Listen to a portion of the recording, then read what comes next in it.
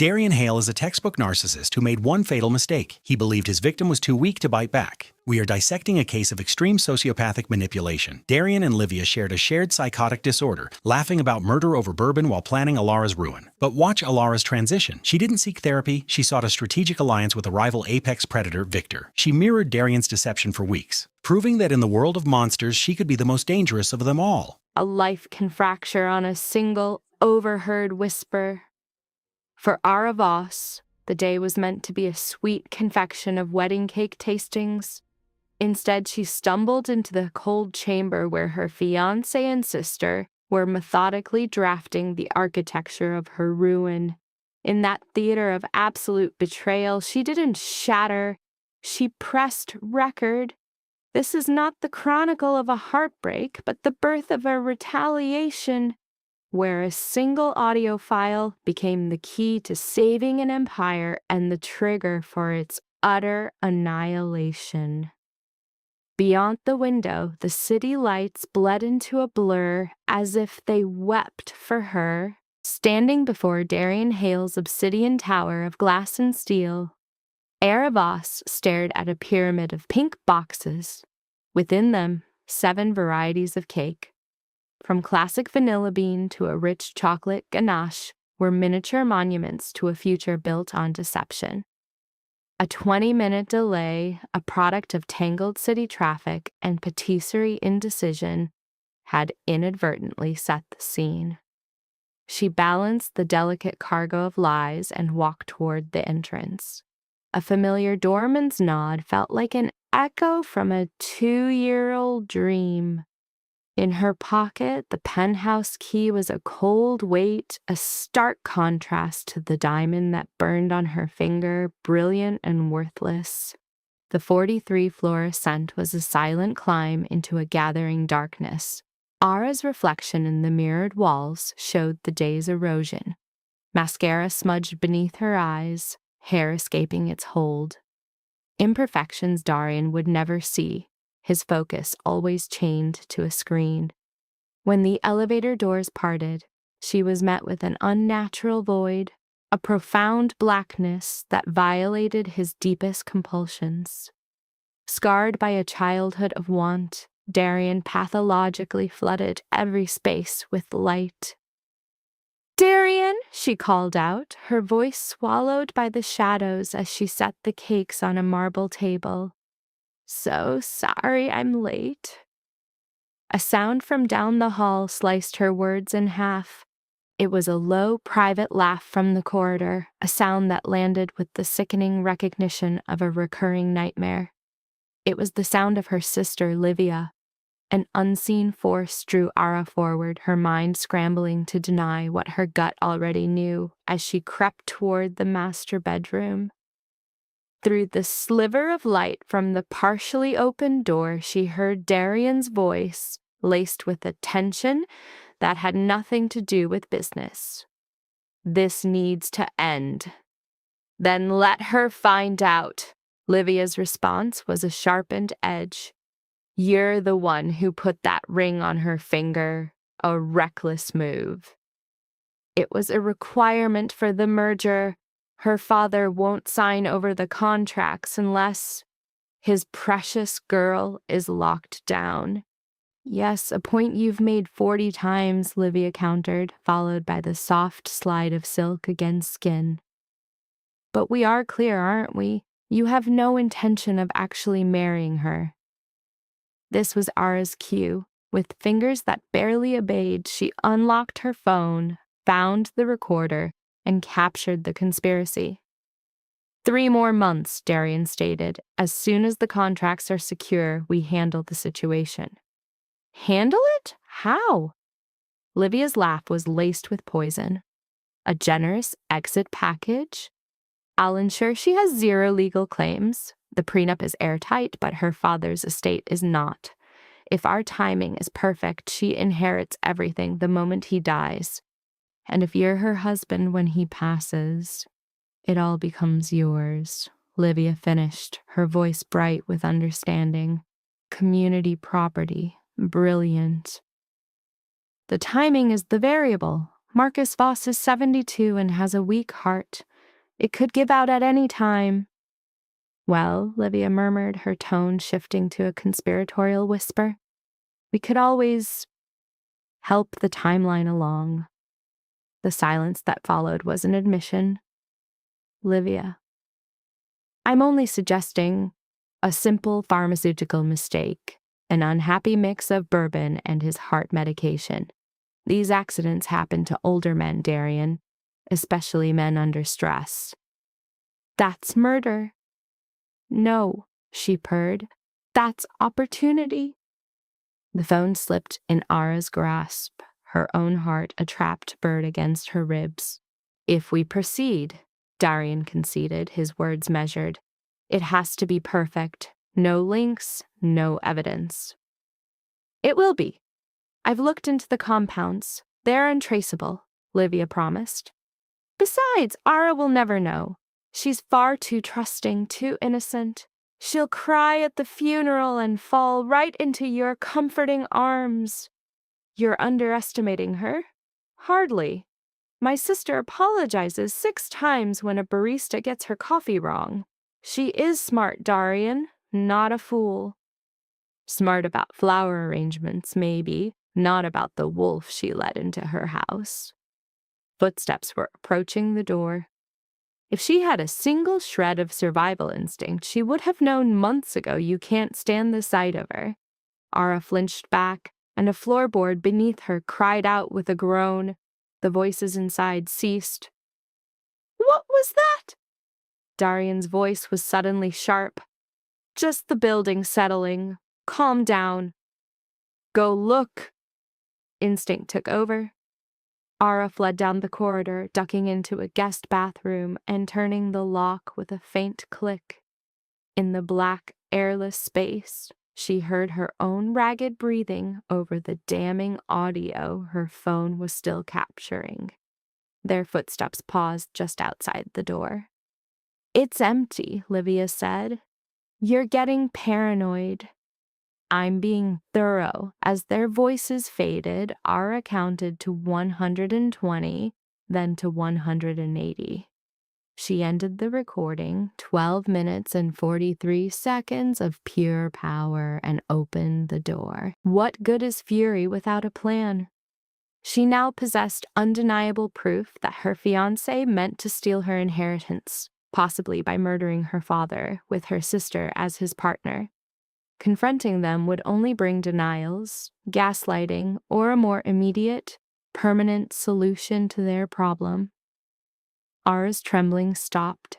She walked back to the foyer, collected the 7 confections from a life that was a lie, and began her descent. She walked past the doorman, a silent guard at the gate of her shattered reality, and made it to the safety of her car. Under the sterile hum of the garage lights, she listened to the symphony of her own ruin. Her father's voice from a decade ago surfaced like a forgotten prophecy. Information is everything, Ara. The person with the most knowledge always has the upper hand. Always. Marcus Voss had built an empire by outthinking men who underestimated him. He was right. In her hand, she held a secret weapon. Her phone buzzed. Darian's name pulsed on the screen. She let it flash 4 times before she answered. Hi, so sorry. Her voice was a flawless echo of her old self, light and unburdened. The rain has turned traffic into a complete disaster. Where are you? He asked, his tone a perfect performance of care. He was a master of his craft. Maybe 20 minutes out. I have the cakes, but I know you've had a long day. We could always push this to tomorrow. Actually, something just came up at work. Would you mind if we moved it? Of course not. She caught her reflection in the darkened window. A wreckage of smudged makeup, her hair soaked, the diamond a cold fire on her hand. Tomorrow is great. You're the best. I love you. The words were hollow, worthless currency. I love you too, Ara said and disconnected the call. Then she went to work. The recording was copied 3 times to a private backup, a high-security cloud, and a dormant ghost profile, a digital fortress, another of her father's lessons. Ara drove through the storm-battered city, every familiar building now a monument to her invented life. Her own apartment felt alien, a space she had gradually forsaken for his. She placed the cake boxes on her counter and poured a bourbon, neat, a tribute to her father. Then she started to dig into the life of Darian Hale, a man whose history was a carefully constructed void, a mosaic of deflected questions and shadowy origins. She had once believed his secrecy was the mark of a self-made man ashamed of a poor beginning. The reality, unearthed 3 hours deep into the night, was infinitely more toxic. Darian Hale was a legal fabrication, a name he had adopted 8 years ago. His birth name was Darian Kozlov, son of a key figure in the Volkov crime organization, a syndicate built on extortion. The government had dismantled the Volkovs 5 years prior, but Darian had disappeared just before the fall, re-emerging from the rubble to build a spotless corporate facade. It was a facade built on a foundation of lies. Her search uncovered a maze of shell companies and phantom bank accounts, a desperate campaign to launder illicit cash. Darian wasn't a reformed businessman. He was a ghost who had simply mastered the art of being invisible. Her family's shipping empire was to be his crowning achievement, a clean, unimpeachable pipeline for a river of dirty money. She leaned back, her face lit by the screen's pale light. At 4 a.m, her phone chimed with a message from Livia. "Missed you. Dad is talking about the wedding again. Call me." Ara stared at a photo of 2 sisters on a bright beach, a perfect moment captured in time, and wondered how much longer could she maintain the illusion. The message from her sister went unanswered. A new browser tab opened instead, and a name was keyed in with cold resolve. Victor D. Costa. He was a ghost she'd seen haunting her research on Darian, a name tied to vicious rivalries and shattered business deals, a war that felt far more personal than professional. Victor D. Costa was the true architect of the city's skyline, its towers, casinos, and hotels. He was the apex predator her father had warned of, the one shadow that even Darian seemed to fear. Ara studied a photo from a gala. Victor clad in an immaculate suit, his eyes depthless, his face a perfectly engineered blank slate. His was the face of a man who had seen every possible lie, lived through every betrayal, and was now beyond the reach of shock. She'd shaken his hand once at a charity event. His courtesy was ice cold, like a predator deciding something was neither food nor a threat. She wondered what it would take to make a man like that react to clear proof of Darian Hale's imminent move on shipping lanes bordering his own. Her phone buzzed once more. "Darian? Sweet dreams. Can't wait for tomorrow." Laura's eyes moved from his message to the audio file on her screen, then to the profile she'd built on Victor D. Costa. In this game, information was the only real weapon. She found the address for D. Costa Industries and started to type. The reply came with unnerving quickness, not from the man himself, but from his assistant, a Teresa Moss. The tone was professional and blunt. "Mr. D. Costa will meet you Thursday, 8 p.m. at the Meridian Club. Come alone." That gave her 2 days to prepare for battle. She gathered her entire arsenal, the sound file, the hidden financial records, every link tying Darian to the Volkov syndicate. She made multiple backups of everything, storing them in secure vaults, and with her lawyer, set to be released if she died. Throughout this, she played the part of the perfect fiancé, smiling at Darian during dinner, letting him squeeze her hand while he described their honeymoon. She even managed fake excitement over wedding cake samples, debating trivial shades of white. She sat through a painful lunch with Livia, listening to her sister complain about their father's will, seeing the lie in every word while keeping her own face a perfect mask. She said nothing. She was apparently a much better actress than she'd ever known. Thursday night came. She told Darian she needed an evening to herself, a spa visit, a glass of wine, a typical feminine excuse. He barely noticed. The Meridian Club was a monument to old money, an institution so private it bore no name. If you didn't know where it was, you weren't meant to be there. Laura gave her name, and a silent host led her down wood-paneled halls into a private room deep inside the building. And Victor D. Costa was there, waiting. He was the spitting image of his photo. The same bespoke suit, the same dark eyes, the same unreadable expression. But being in the room with him added something new, a crushing sense of authority, a tangible pressure in the air that only comes from being the most dangerous person present. Miss Voss? He didn't stand, just motioned to the chair across from him. You said you had something I would find valuable. Laura sat, setting her designer purse on the table, a stage prop meant to cast her as a spoiled socialite, a future bride, an ornament. A sudden feeling of disgust for it washed over her. Darian Hale is planning to take my family's shipping contracts, she stated, her voice steady and all business. By marrying me, taking my inheritance, and maybe helping my father meet an early end. Victor's face didn't change at all. That's a heavy accusation. I have the proof. She took out her phone and played the recording. He listened to the entire 12 minutes and 43 seconds without saying a word, without a single muscle twitching.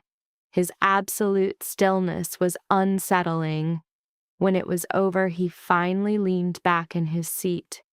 You could take this to the police. And tell them what? She shot back, holding his gaze. That my fiancé talked about my father dying soon? A crime hasn't happened? It's just words. She kept his stare. Besides, I don't want Darian in jail. I want him gone. A tiny change in Victor's face, the shadow of a smile. So you came to me? Because he's afraid of you. Because your power is far greater than mine. And because the roots he wants will eventually disrupt your own port business. You've done your homework. My father taught me to be thorough. Laura leaned in, shrinking the space between them. I know who you are, Mr. D. Costa. I know the world you live in. And I know that when Darian takes those international lanes, he becomes your problem. And what exactly do you want from me? Protection for me and my father. And after this is over, she said, I want a seat at the table. What table is that? The one you're sitting at right now. For the first time, Victor's smile was real. It was fast and dangerous. You really are Marcus Voss's daughter. I see him in you. Is that a good thing? Your father is one of 3 men in this city I truly respect. Yes, Miss Voss, it is. He raised his glass of amber liquid. What you're proposing is an enormous risk for both of us. I know. If we make a move on Darian, he'll fight back. He has money, he has connections. So do you. And if I agree to this partnership, there's no going back. You understand that, don't you? Once we start this, there is only one way it ends. In that moment, Laura saw it all. The recording, Livia's fake smile, Darian's casual talk of death, the perfect future she once wanted, now just shattered pieces. I understand, she whispered. Victor studied her with a sharp, calculating gaze. Then he put his glass down and extended his hand over the table. "Welcome to the table, Miss Voss." She shook it. His grip was firm, warm, and felt more real than anything she'd touched in weeks. "Call me Laura," she replied. And just like that, the terms of war were drawn up in the shadows that week. Victor's people started digging into Darian's life, and what they unearthed was staggering. More corruption, proof of laundered money, deep ties to organized crime, and enough to violate at least 15 federal laws. The file they compiled was thick enough to completely ruin a man's life, but they held back. "We have to pick the right time," Victor told her during a late meeting at the club, "for the greatest impact. Right now, Darian has friends, people who benefit from him. We have to isolate him first." "How?" "In 3 weeks, there's a major event, the summit." Laura knew of it. It was a secret, invite-only affair where the city's real leaders met to divide up the world. Her father used to go, always coming back, refusing to speak a word about what happened. "Darian will be there," Victor verified, "along with everyone who matters, every major figure, all his possible allies. And you will walk in with me." Laura just stared as the idea took a second to sink in. "What?" "Right now, you're just Darian's fiancé, Marcus Voss's good daughter. A pretty accessory." Victor's eyes had a cold gleam. "But if you show up with me, if you openly take my side, it changes the whole game.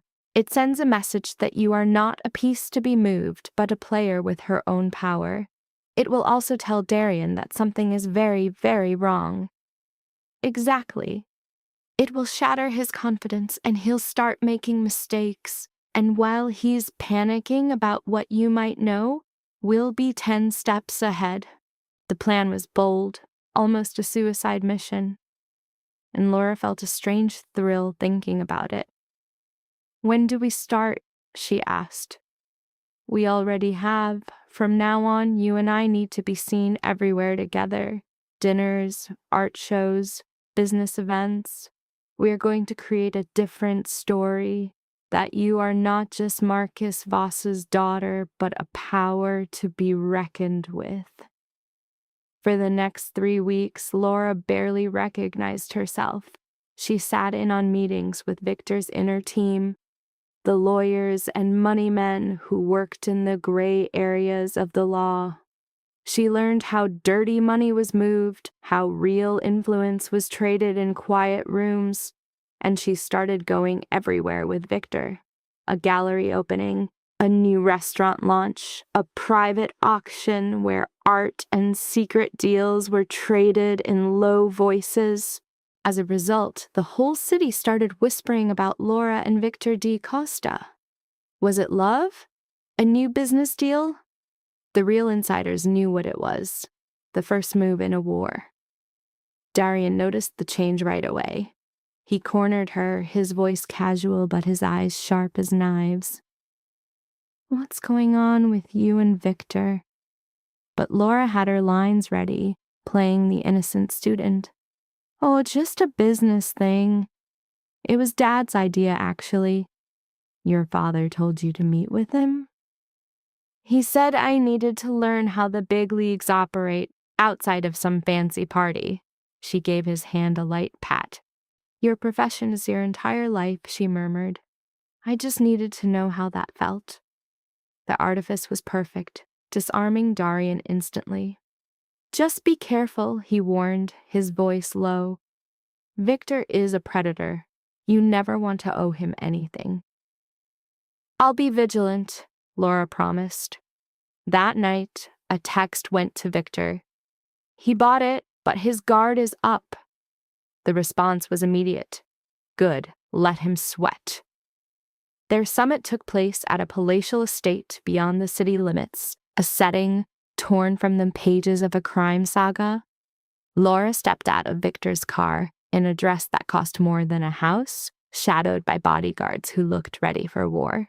"Carry yourself like you own every soul in here," Victor advised in a whisper as they went inside. She executed it with chilling precision. As they entered, a wave of silence washed over the gathering, muting the city's elite, its politicians, titans, and architects of the future. Darian stood across the room. He saw her in a heartbeat, his face a cascade of shock, then rage, then the cold grind of strategy. In the space of 3 heartbeats, she locked his gaze, gave a cryptic smirk, and pointedly looked away. "And there," Victor breathed beside her, "the match is struck." The event was pure theater, a stage for power. With Victor at her side, Ara glided through the room, speaking with faces she'd only ever seen in headlines. Though the pleasantries were constant, she felt their eyes on her, measuring her, trying to solve the puzzle of her purpose and position. By the end of the night, the questions had vanished. She was talking operations with the casino king, debating logistics with the shipping baron, and arguing urban development with a real estate mogul. The persona of Marcus Voss's dutiful daughter was gone. In her place stood Ara Voss, a woman of her own making. Later, Darian trapped her when Victor was occupied. "What is this?" he hissed, venom threading his words. "I'm networking. Isn't that what one does at these functions?" "With Victor D. Costa." "Precisely," she replied, tilting her head. "Like I said, a mentorship." "What is it about him that terrifies you so much?" "Because he's a shark. He has no motives but his own. Because—" Darian bit back the rest. "I'm trying to protect you." "From what exactly?" He had no answer that wouldn't expose his own dark affairs. "Just trust me on this," was all he could manage. "Victor D. Costa is a cancer you don't want in your life." Warning received. Ara patted his cheek, the touch both intimate and a complete fabrication. "I have to go. We can talk tomorrow, can't we?" She was gone before he could argue. Victor was waiting by the car. His state? Rattled. Perfect. The drive back to the city was thick with an electric silence. As Victor walked her to her door, he noted, "You were extraordinary tonight. You surpassed all my projections. Is that a compliment? Don't let it go to your head." A smile almost cracked his stoic facade. "The real work begins now. Darian knows something has changed, but he has no idea what you found. That ignorance is our sharpest blade. What's our next play? We let him make a move. Men like him always overplay their hand." Inside, Ara poured a drink. Her father's bourbon, the same kind she'd had the night her universe collapsed. She thought of the woman she was 3 weeks ago, a person lost in the details of wedding cakes. That woman was a ghost. Maybe dead, maybe reborn as this. Her phone buzzed. A text from Livia. "Are you insane? Victor D. Costa? What are you trying to do?" Era stared at the message. It came from her sister, one of her father's murderers. She typed back, "I'm trying to learn the rules of the game. Why does it bother you?" 3 minutes crawled by. "Just be careful. Men like him are dangerous." "So am I," Ara wrote, then deleted it. Instead, she sent, "I appreciate the concern. Talk soon." She drained her glass, watching the city's constellation of lights. By dawn, Darian would be activating his network, trying to understand her new allegiance with Victor. And while he was occupied with that, Victor's people would be advancing their own game, finishing the file that would engineer the complete demolition of his empire. Ara's phone lit up again. It was Victor. "Sleep well," the message said. "The war is just getting started." A slow smile spread across her face. For the first time in what felt like a lifetime, She had a purpose.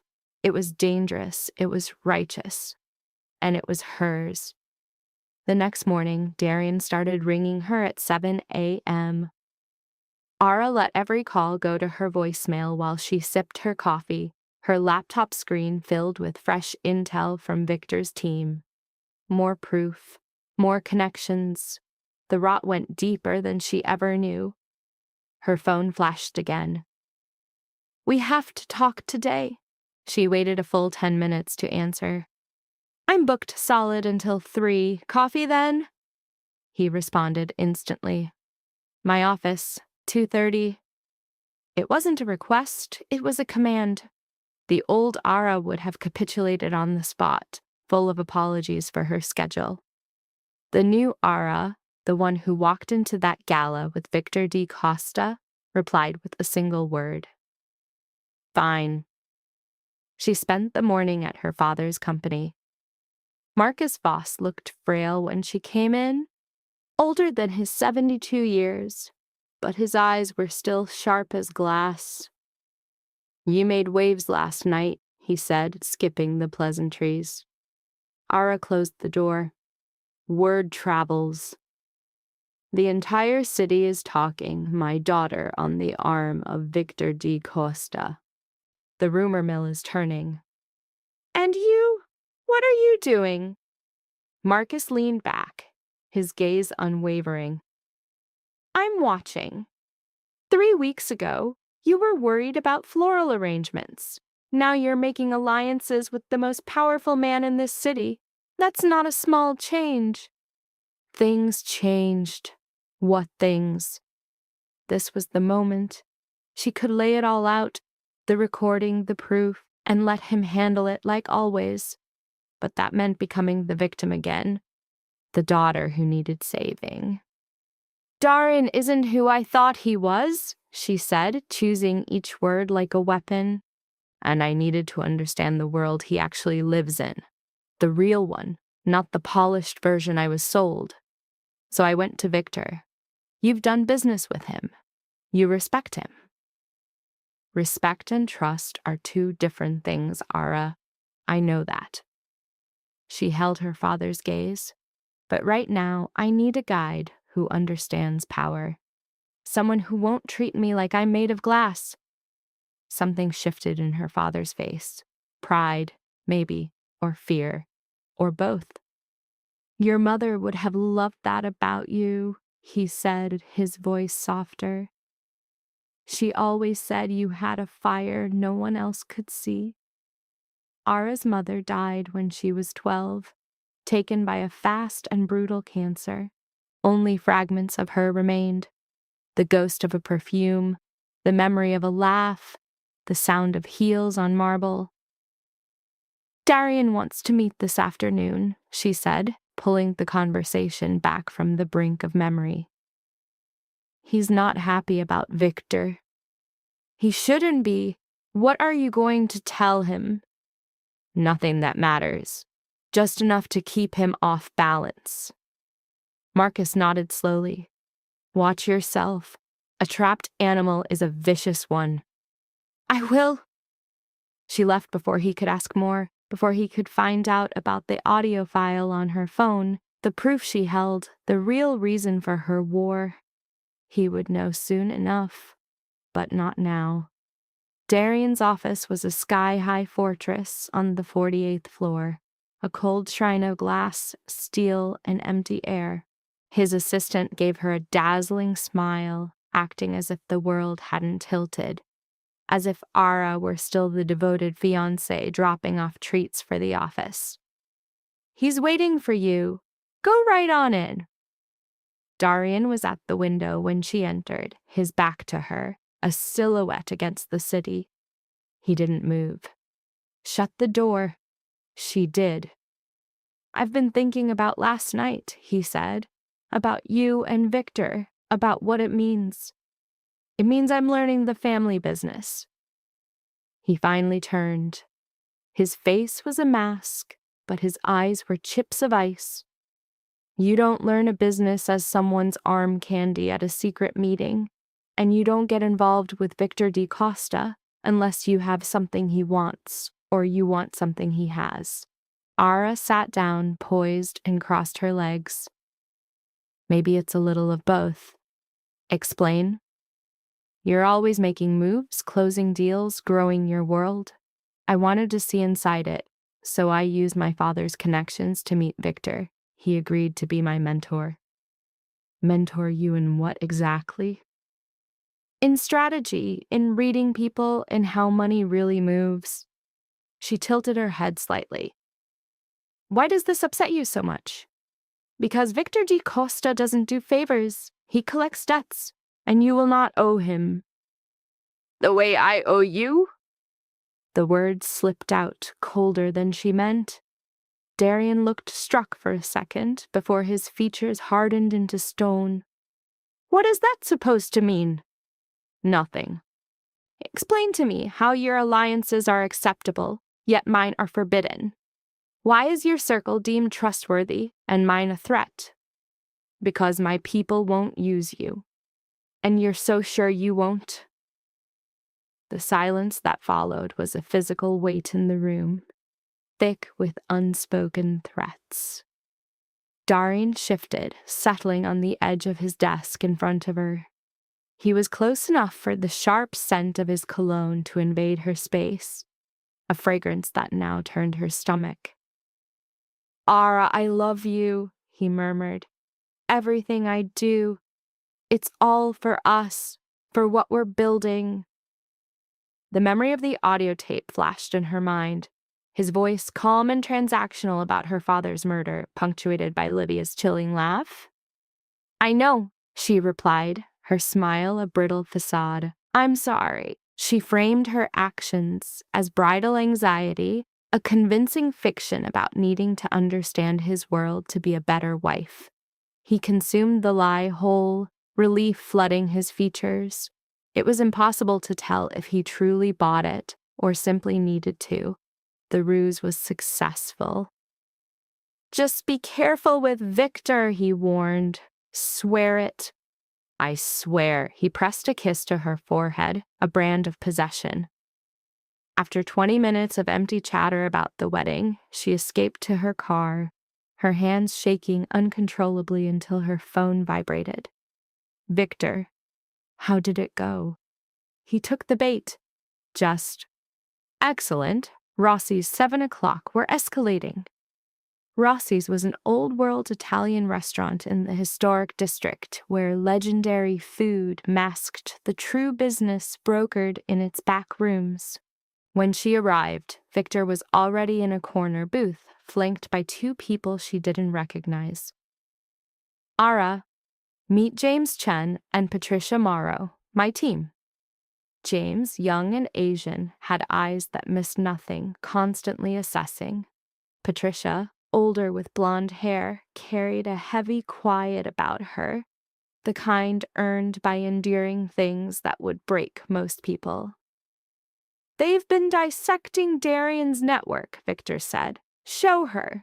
James tapped a tablet, illuminating a tangled diagram.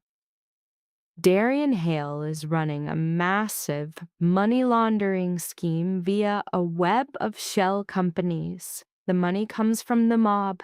He cleans it by funneling it into real estate, tech, and art. This isn't new information, Ara clipped back. We knew the basic structure, Victor corrected, but James found the engine.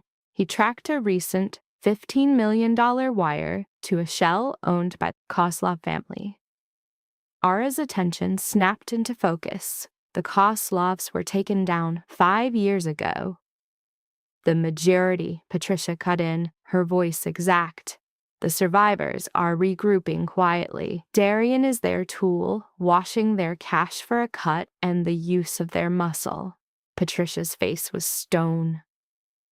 The Kozlovs, don't forget. Darian sold them out once to save himself. They're just using him the moment he's no longer useful. Her voice trailed off, leaving the unspoken threat to fester.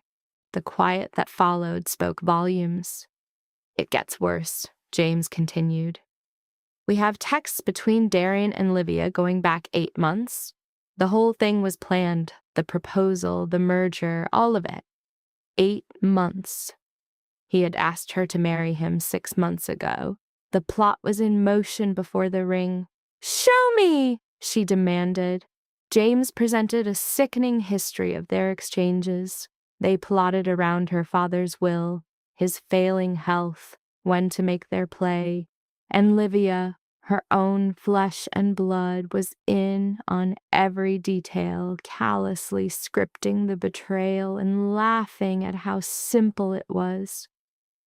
"There's one more thing." Patricia pushed a paper across the polished wood.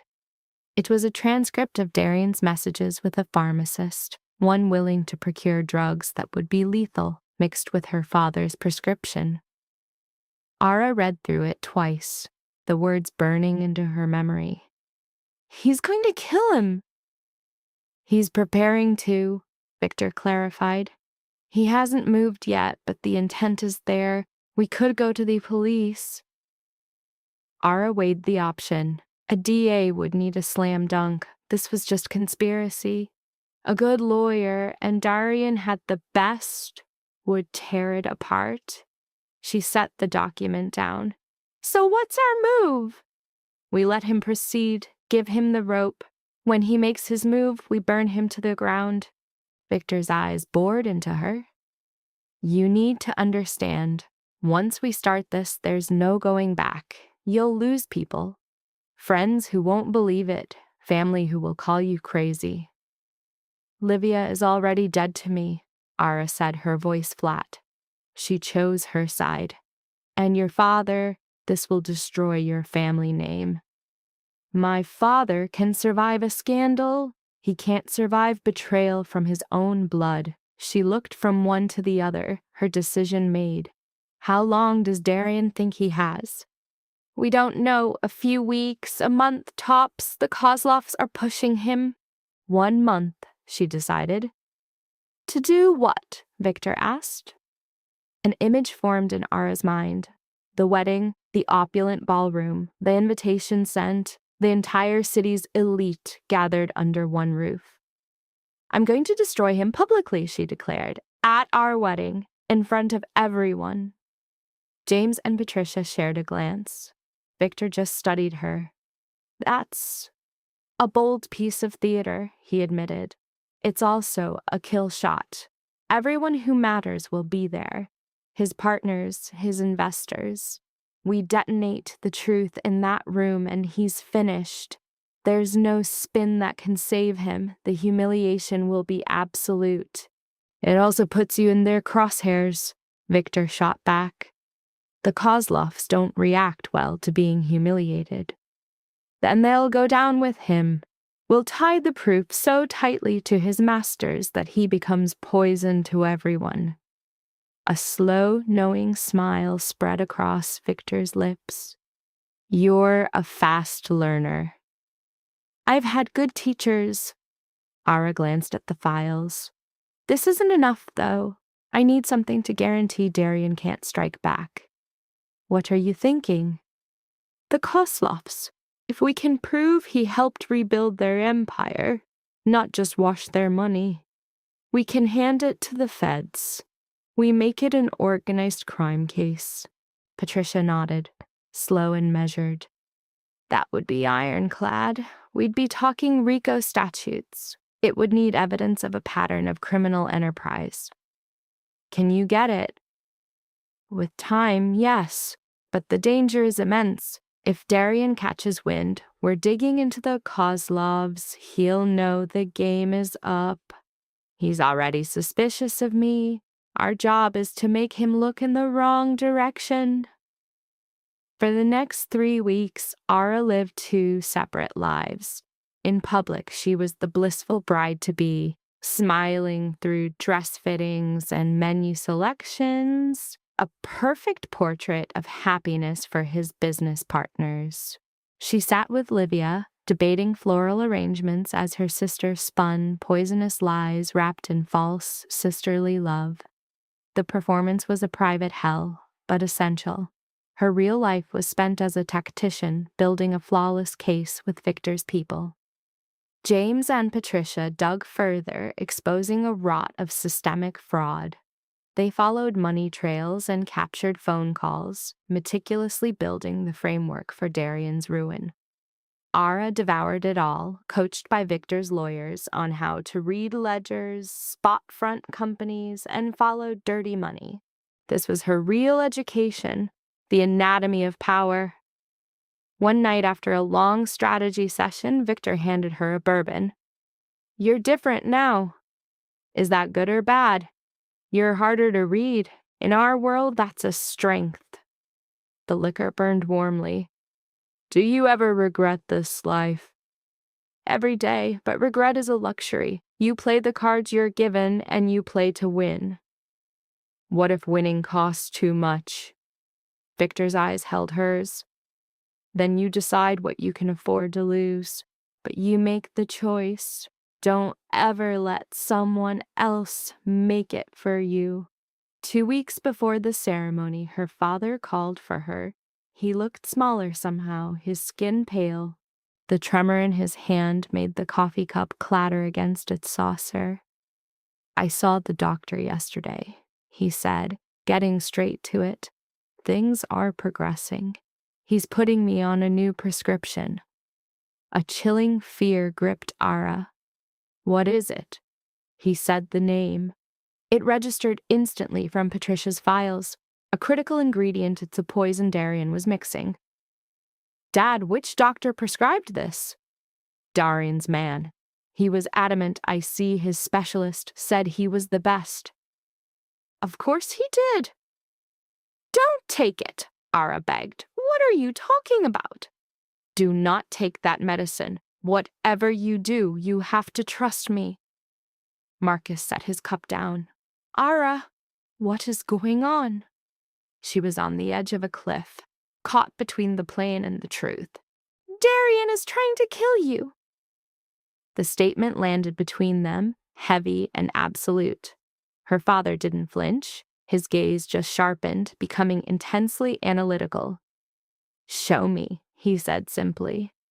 Ara took out her phone. She played the recordings, showed him the messages, the entire ugly plot laid bare in the screen's cold light. Marcus took it all in, his face a mask. After a long, heavy silence, he asked, "How long have you known?" 5 weeks. And you told me nothing. I had to make my own move by working with Victor DaCosta to build a federal case." "Yes." Another silence stretched, and then he did something she never would have predicted. Her father started to laugh. A dry chuckle rattled in his chest, growing not from amusement but at dark satisfaction. "I knew," Marcus admitted, his tone dropping to a conspiratorial whisper. "Not the details, but an instinct deep in my gut told me the man was a fraud." Darian's perfection was too studied, his triumphs too seamless. Men of his station do not surrender real power for something as fleeting as love. "Why keep silent?" Ara challenged. "To discover the woman you would become, to see if you would seek my shield or forge your own sword." Marcus drifted toward the window. "Your mother, she had the same fire. To the world, she was a delicate beauty. In truth, she was the steel in this family's spine. I made the fortune, she plotted the war. It was a piece of her history she never knew existed." "She was gone before she could teach you the art of the game," Marcus continued. "I am a sledgehammer child, not a surgeon's blade. You needed a grandmaster." He turned, his eyes locking on hers. "Victor is schooling you now. Does that make you resent me?" "It makes me proud." "For the sake of clarity, I'm keeping my doctors." "This isn't a game, Dad."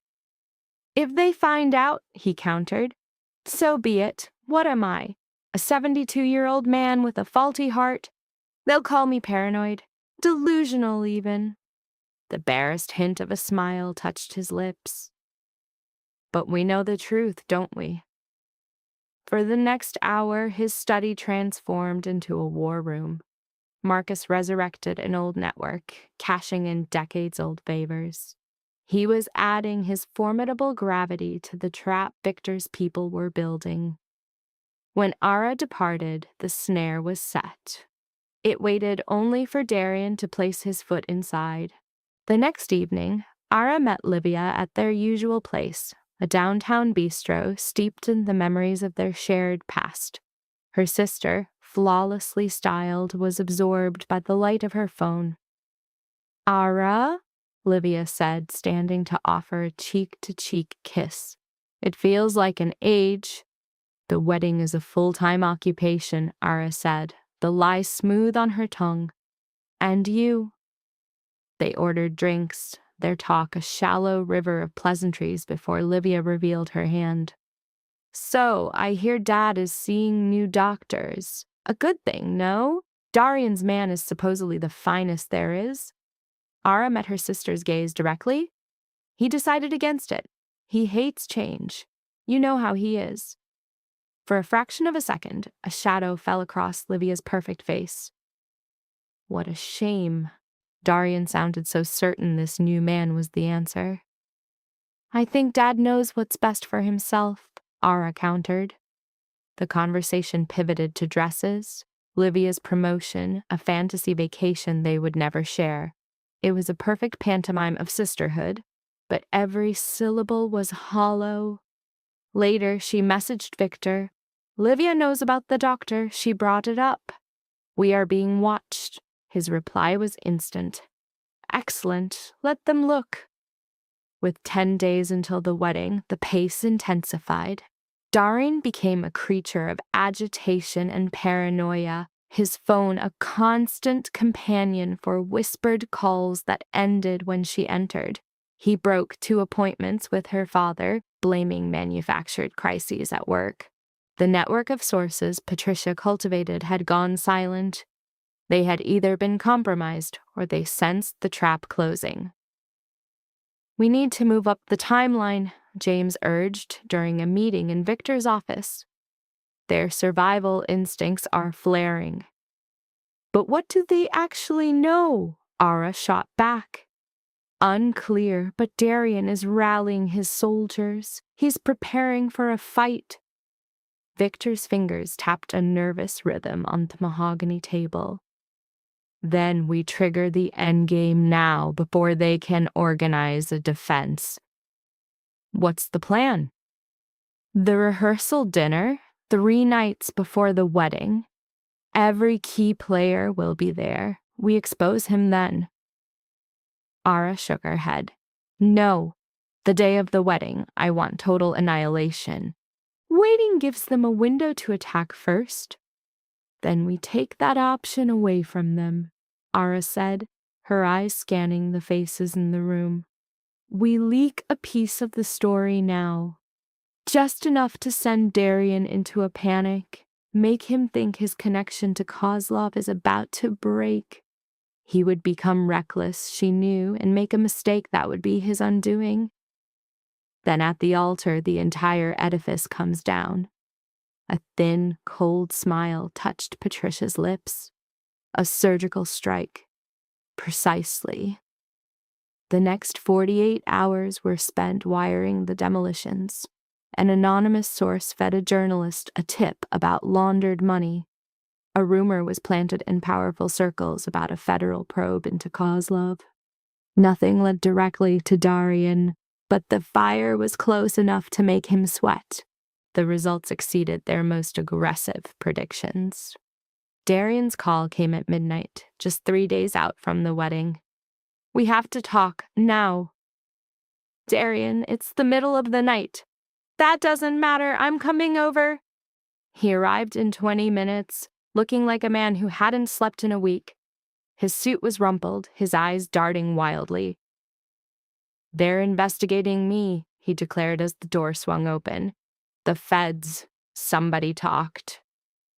"What are you talking about, Darian?" "Financial crimes, illegal wire transfers. They're asking about my business, my partners." He stopped, his gaze pinning her. Did you say anything to Victor? About my money? Anything? No, I know nothing about your finances. You don't talk business with me, remember? You said I'd find it dreadfully boring. His eyes raked over her face, searching for a single crack in her composure. He found none. Someone is trying to destroy me, he finally said. Right before we get married. Someone who has inside information. Who would do that? I don't know, but I'm going to find out. His hands gripped her shoulders. Ara, look at me. The next few days are going to be a storm. They will make accusations, tell lies. I need you to trust me. You have my trust. No matter what they say or what proof they show you, it can all be faked. They can make an innocent man look guilty. Ara simply held his gaze and nodded. She let him think the performance had landed. The moment the door closed behind him, she sent a single text to Victor. He's rattled. The bait was taken. The reply was immediate. 3 more days, hold the line. In 3 days, she would stand before everyone they knew and utterly dismantle the man she had almost given her life to. 3 days until her world fractured forever. Ara poured a measure of her father's favorite bourbon, staring out at the city lights. Somewhere out there, Darian was scrambling. Livia was no doubt with him, trying to plot a way out. Let them try. Ara had a far greater weapon. She had the truth, and in 3 days, she would give it a voice. The rehearsal dinner was meant to be an intimate gathering. 50 people filled the Ashford Hotel ballroom, bathed in low light and the glow of expensive champagne. But the air was electric with a tension you could taste. Ara's white dress was a weapon in itself, a costume of innocence that had cost a fortune. She watched Darian work the room, all firm handshakes and hollow laughter, the very picture of a perfect groom.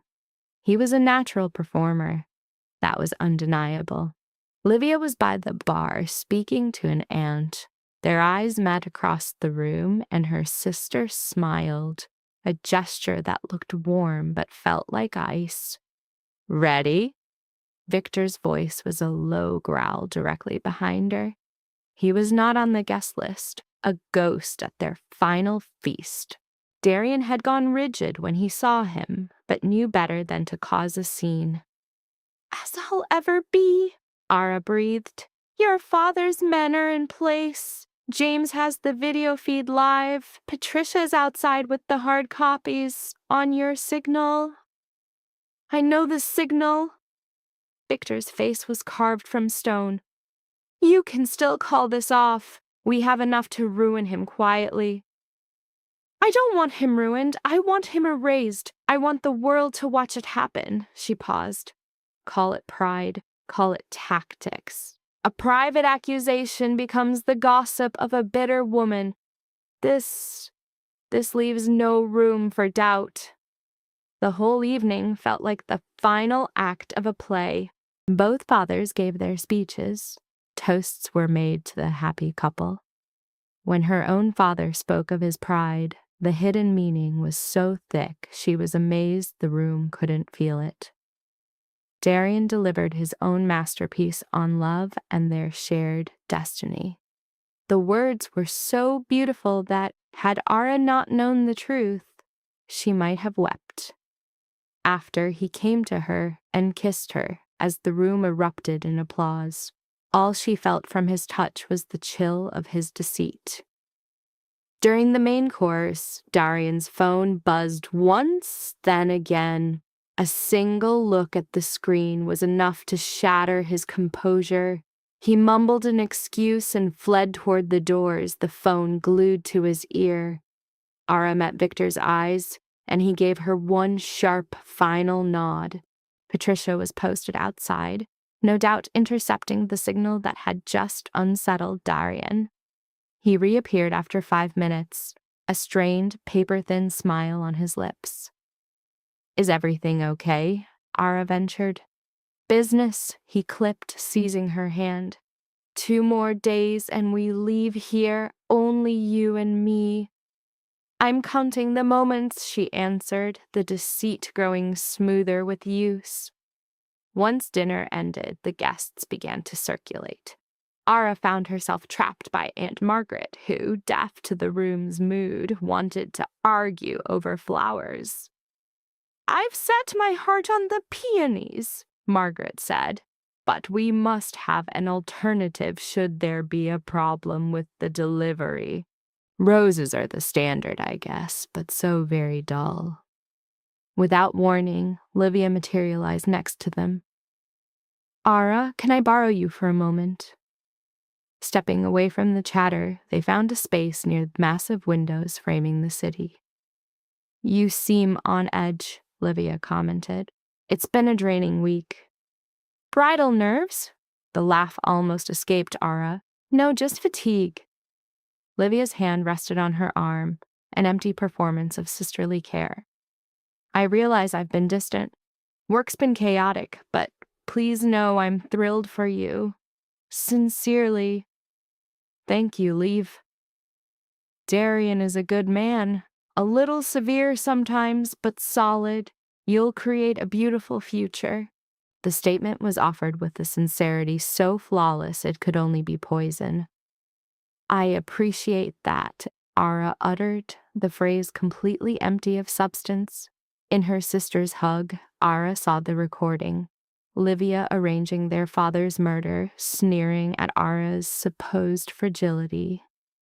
As they parted, Livia's eyes glistened with crocodile tears. She was either a pure sociopath or a gifted performer, maybe both. The festivities started to die down near 11. People left with hugs and parting good wishes for Darian. Her father made an early exit, blaming tiredness, but his parting look said everything about their mutual aim. That one glance spoke volumes that words could not. By midnight, only Darian and his core men were left with the crew. Let's get out of here, Darian said, his voice hoarse from fatigue. The ride to his penthouse was steeped in silence. There, he poured a deep measure of scotch, a solid 3 fingers, and just stared out at the night. Something is off, he finally said. A jolt shot through Ara, but her tone was glacial.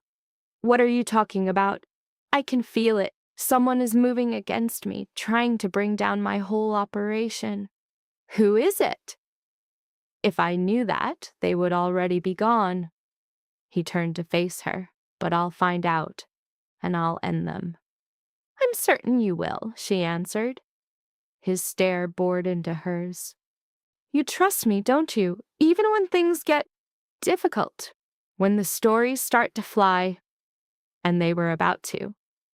My enemies will weave intricate fictions, a whole tapestry of lies. She moved to him and clasped his hand. Darian, whatever happens, we'll meet it united. That's what a marriage is for. Some of the stiffness left his frame. I love you. I love you too, she replied, the words feeling like hot coals on her tongue. She had to stay. Leaving now would make him suspicious.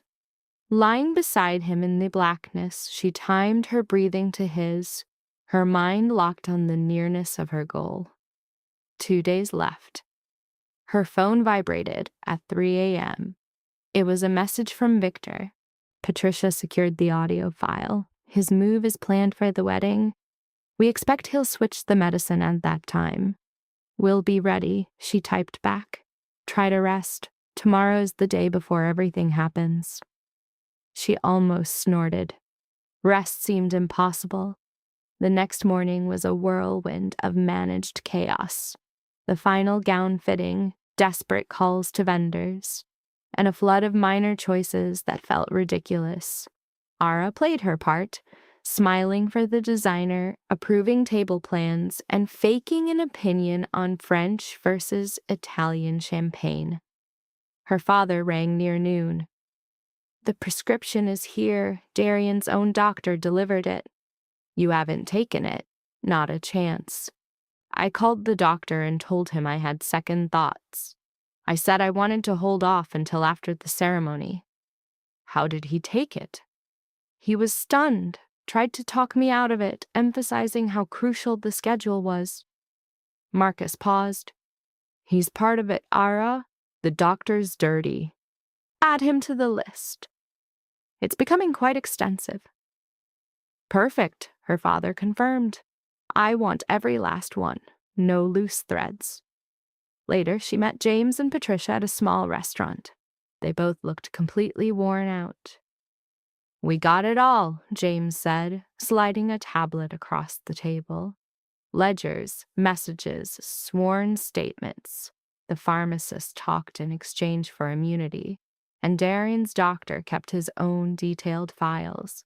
It appeared he documented the whole scheme, most likely as his own insurance policy. Everything is in there. Ara swiped through the files, seeing months of hard work boiled down to an airtight case. The presentation is built and loaded, Patricia said, 17 minutes long.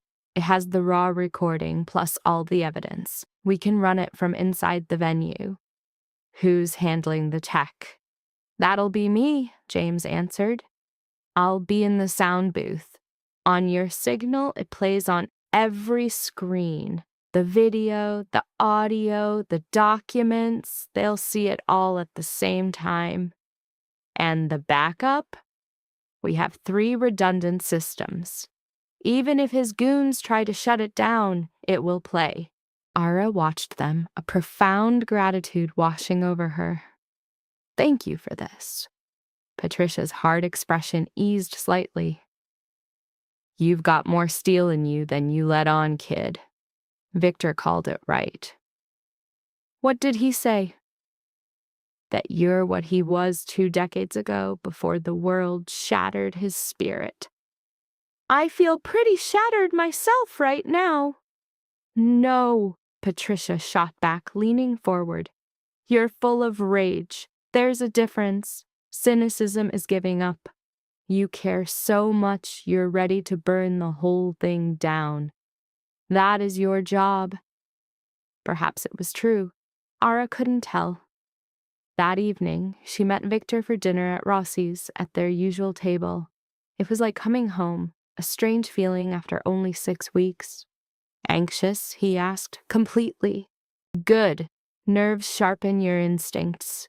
He poured her some wine. After tomorrow, your life is completely changed. You grasp that, don't you? I'm aware. I mean, entirely. You're burning every bridge to Darian's world. Some people in my circle will never trust you again. They'll only see an agent of chaos. Others will respect you, but you can never go back to simply being Marcus Voss's daughter. I have no wish to go back. Victor nodded slowly, deliberately. Your father and I have talked. He wants you to run his organization, to train with me for a few years, learn the real game, and then take the helm. And what's your opinion? My opinion is you would be phenomenal, far more than just capable. You have instincts that can't be taught. He let the silence stretch after his words. But it is a cruel life, Ara. It demands payment. It costs you people, your peace of mind, your rest. Are you trying to warn me off? I am telling you to make this choice fully aware of what it means. To walk in with your eyes open. Ara considered the last 6 weeks of digging through ledgers, tracing shell corporations, and sitting in meetings where violence was just another business tactic, of turning into someone who could lie to her fiancé without flinching. They're open, she confirmed. They plotted the entire takedown until long after midnight, planning for every variable, every desperate counter-move from Darian. As Victor walked her home, he said, Whatever tomorrow brings, you've already won. You took control of your own story. That's all that matters. Remind me of that when this is over. I will. The morning of the wedding was painfully bright. The perfect weather, a kind of cruel joke. Ara woke in her father's house in her old bedroom. It was tradition, the planner insisted, for the bride to stay away from the groom.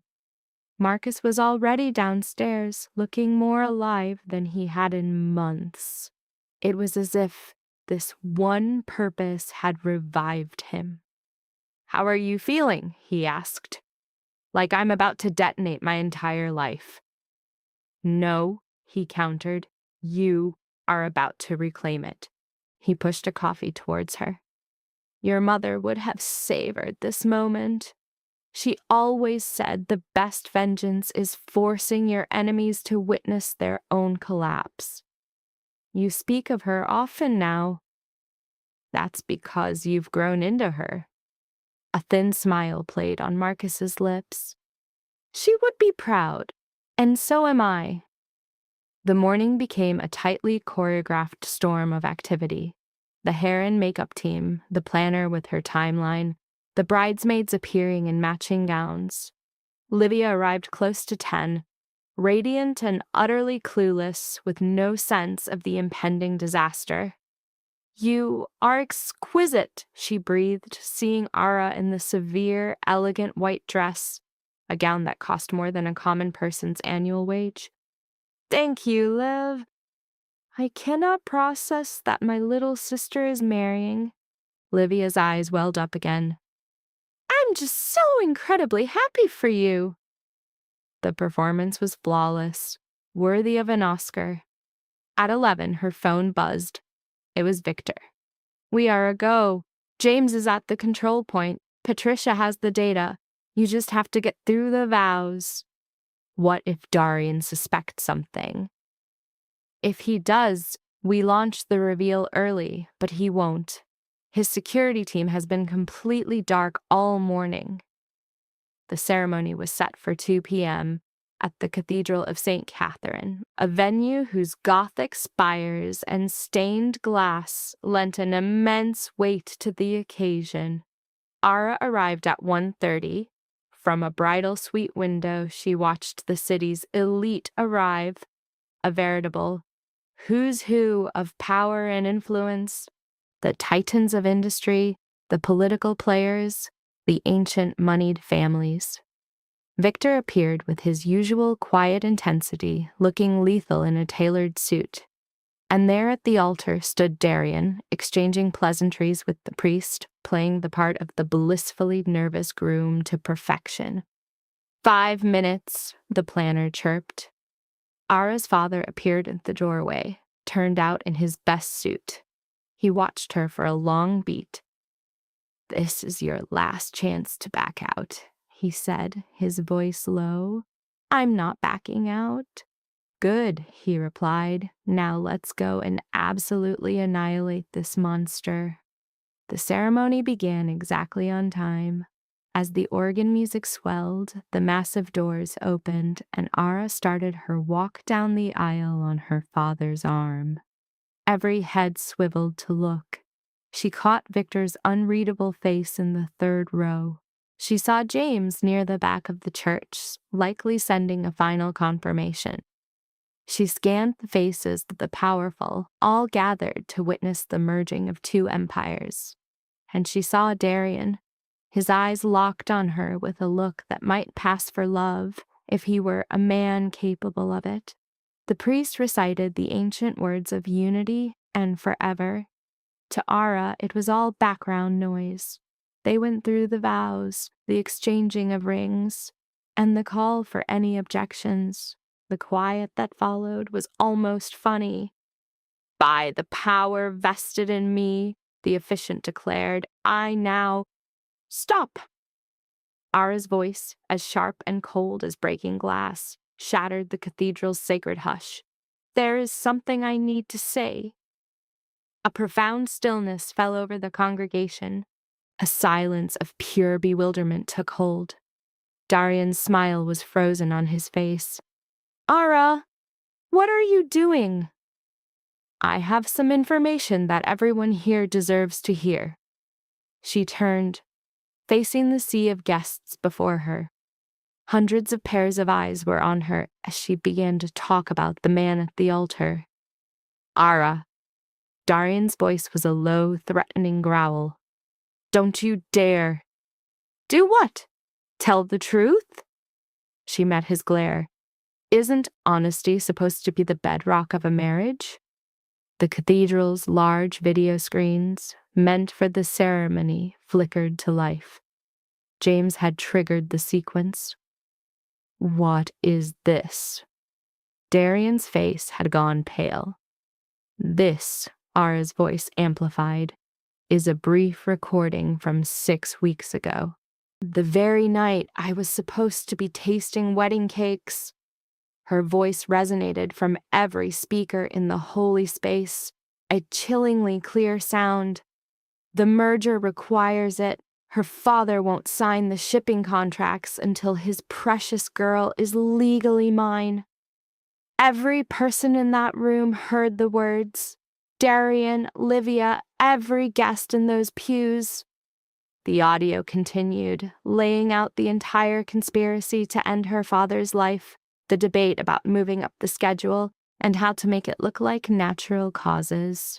Livia jumped from her seat in the front row, her face a canvas of pure ashen horror. Stop this right now. Why? Ara turned to face her sister. Don't you want everyone to appreciate your contribution? Your little idea about the murder? The way you laughed at my naivete? The audio file cued to that exact moment. Livia's voice came through, icy and distinct. She's far too trusting, too soft. She'll cry at his funeral, lean on you for comfort, and never suspect a thing. The cathedral descended into uproar.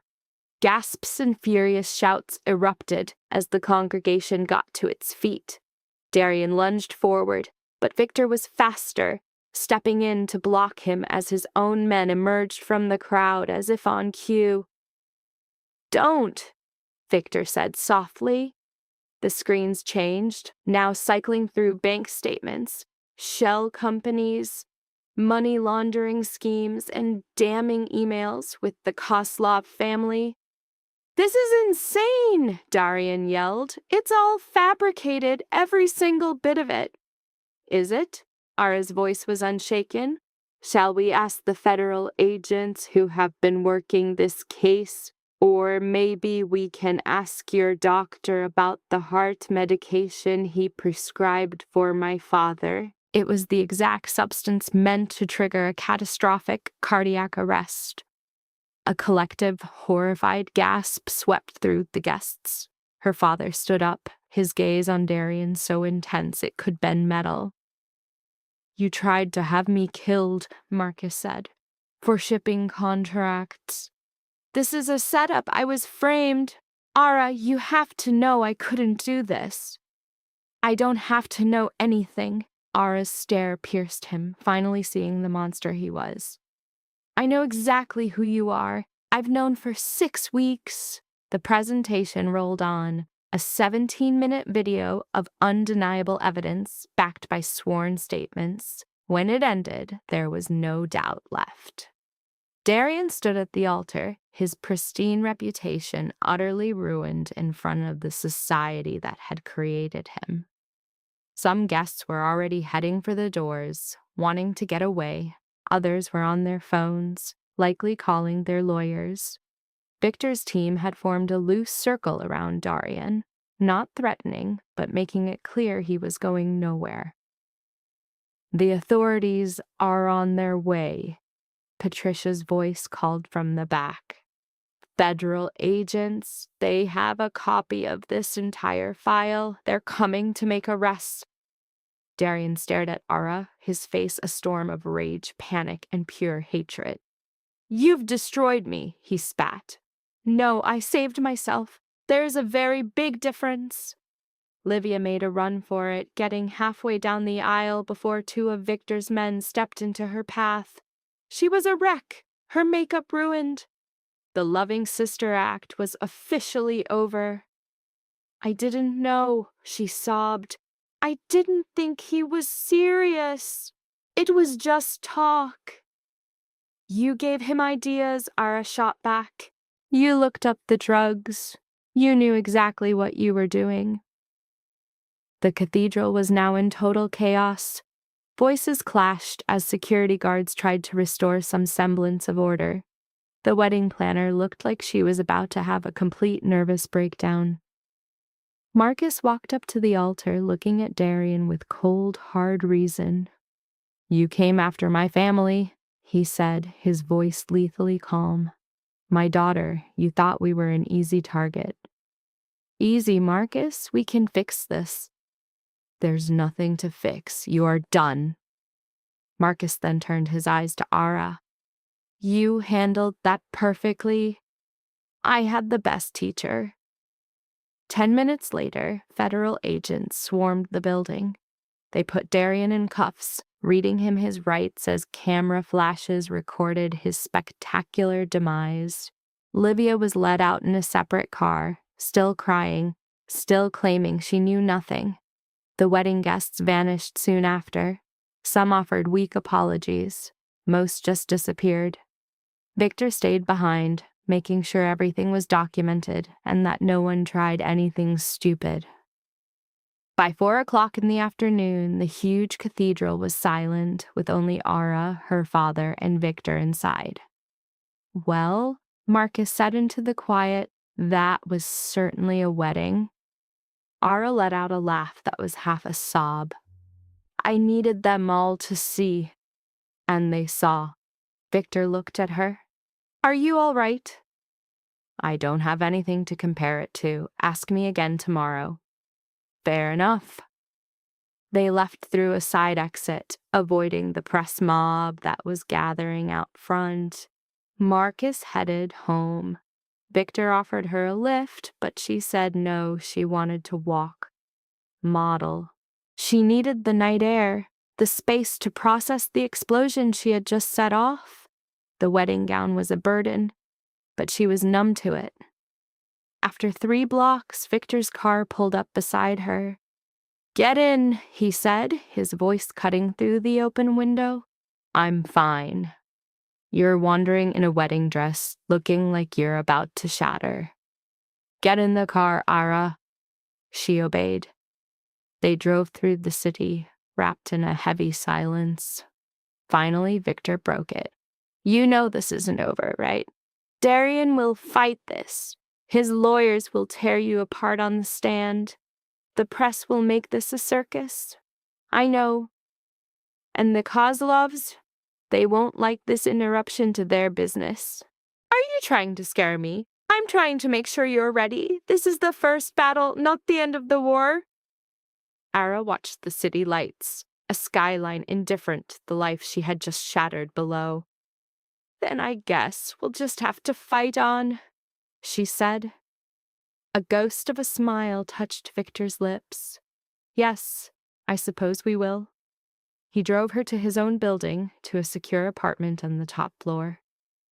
You'll stay here tonight, he told her. My men are outside. Nobody gets in unless I say so.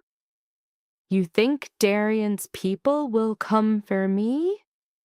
I think desperate men do desperate things, and right now Darian is a very desperate man. The apartment was sterile, modern, and utterly without a soul. Ara collapsed onto the sofa in her gown, and the control she held finally broke. The sheer weight of her actions, the family she had severed, the life she had just incinerated. The tears were not gentle. They came as a raw, shuddering sob. Victor returned with a glass of bourbon. He sat beside her, offering no hollow comforts, no false promises. He just stayed there as her world fell to pieces. When the storm inside her quieted, he handed her the glass. Better? He asked. No, but I can function. That's all you need to be right now. Ara took a sip. The bourbon burned. Everything burned. What's our next move? She asked. Next, we make certain Darian never gets back on his feet.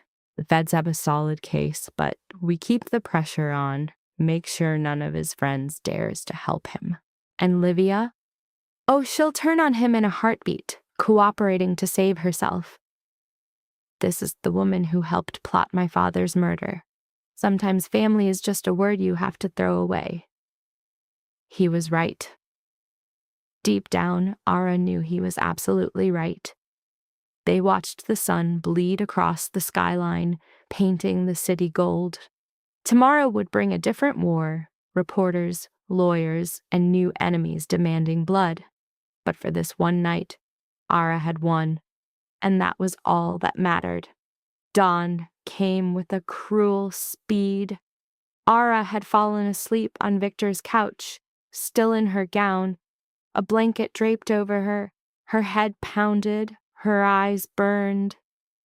Victor was already awake, at his dining table with a coffee and 3 newspapers spread before him. "Here on the front page," he said, not looking up. "All 3 of them and every site online." Ara pushed herself upright, every muscle aching. "How bad is it?" "That's a matter of perspective." He slid a paper across the table. "The Times is calling it the scandal of the decade." The Post went with the headline, "Wedding Crasher." The Journal is at least pretending to be a newspaper, focusing on the federal indictments. The photo showed her at the altar in the dress, while Darian was led off in cuffs. Her face was a perfect mask. She didn't recognize the woman in the picture. "There's also video," Victor added. "Someone filmed the whole thing. It's gone viral." "Of course it has. Your phone was blowing up. I turned it off around 3 this morning." She went to the bathroom and faced her reflection. Dark mascara tracks ran down her cheeks. Her hair was a wild mess. The dress, a wrinkled ruin. She looked as though she had survived a battle, and maybe she had. She washed her face, gave up on her hair, and left it alone. When she returned, Victor had a coffee ready for her. "Your father called. He wants to know if you're okay." "Am I okay?" "You tell me." Ara considered it. A day ago, she had exposed her fiancé as a killer to their entire world. She had ruined her sister's life. She was now the center of the biggest scandal the city had seen in decades. "I'm still breathing," she finally said. "That has to count for something. It counts for everything." Victor glanced at his watch. "The federal prosecutors want to meet you this afternoon, to go over your statement, to prep you for the trial." "So soon?" "They aren't wasting time. They're probably worried Darian's people will start shredding documents or threatening witnesses." He paused. "One more thing." Livia's lawyer called. "She wants to talk to you." "Absolutely not." "That's what I said, but she insists she has new information, something we don't have." "Such as?" "They were vague, but my guess is she's trying to cut a deal for herself. Probably offering to testify against Darian for a plea bargain." Ara just drank her coffee. The coffee was strong and bitter, a taste of her new reality. She would give her statement. She didn't need any preparation. Victor nodded once. "Patricia is downstairs," he said. "She has clothes for you and the files for the meeting with the prosecutor. And security." The last word hung between them. "The Kozlovs just lost their main channel for laundering money." "They will not be happy." Correct. The Kozlovs. She'd been so focused on Darian and Livia, she'd almost forgotten the crime family that now wanted her dead. "How much danger am I in?" she asked. "Honestly, significant, but we're managing it. My people are on you, your father, and anyone else they might use for leverage." The entire situation felt impossible. Victor laid out the hard truth of her new life with stark finality. He made one last offer of escape. She could give her statement from a safe house. then vanish until the war was over. But she flatly rejected hiding. To hide would be to become a fugitive from her own life. She began this fight in the light and was determined to finish it there. A flicker of respect showed in Victor's eyes. He would match her resolve. Patricia came 20 minutes later with a garment bag and a heavy file, her eyes taking in Laura's condition. She said Laura looked like she had walked through her own personal hell. Laura's response was dripping with tired sarcasm. Patricia offered the fresh clothes. The shower was a 40-minute baptism, a washing away of the past day. The hot water felt like a purification.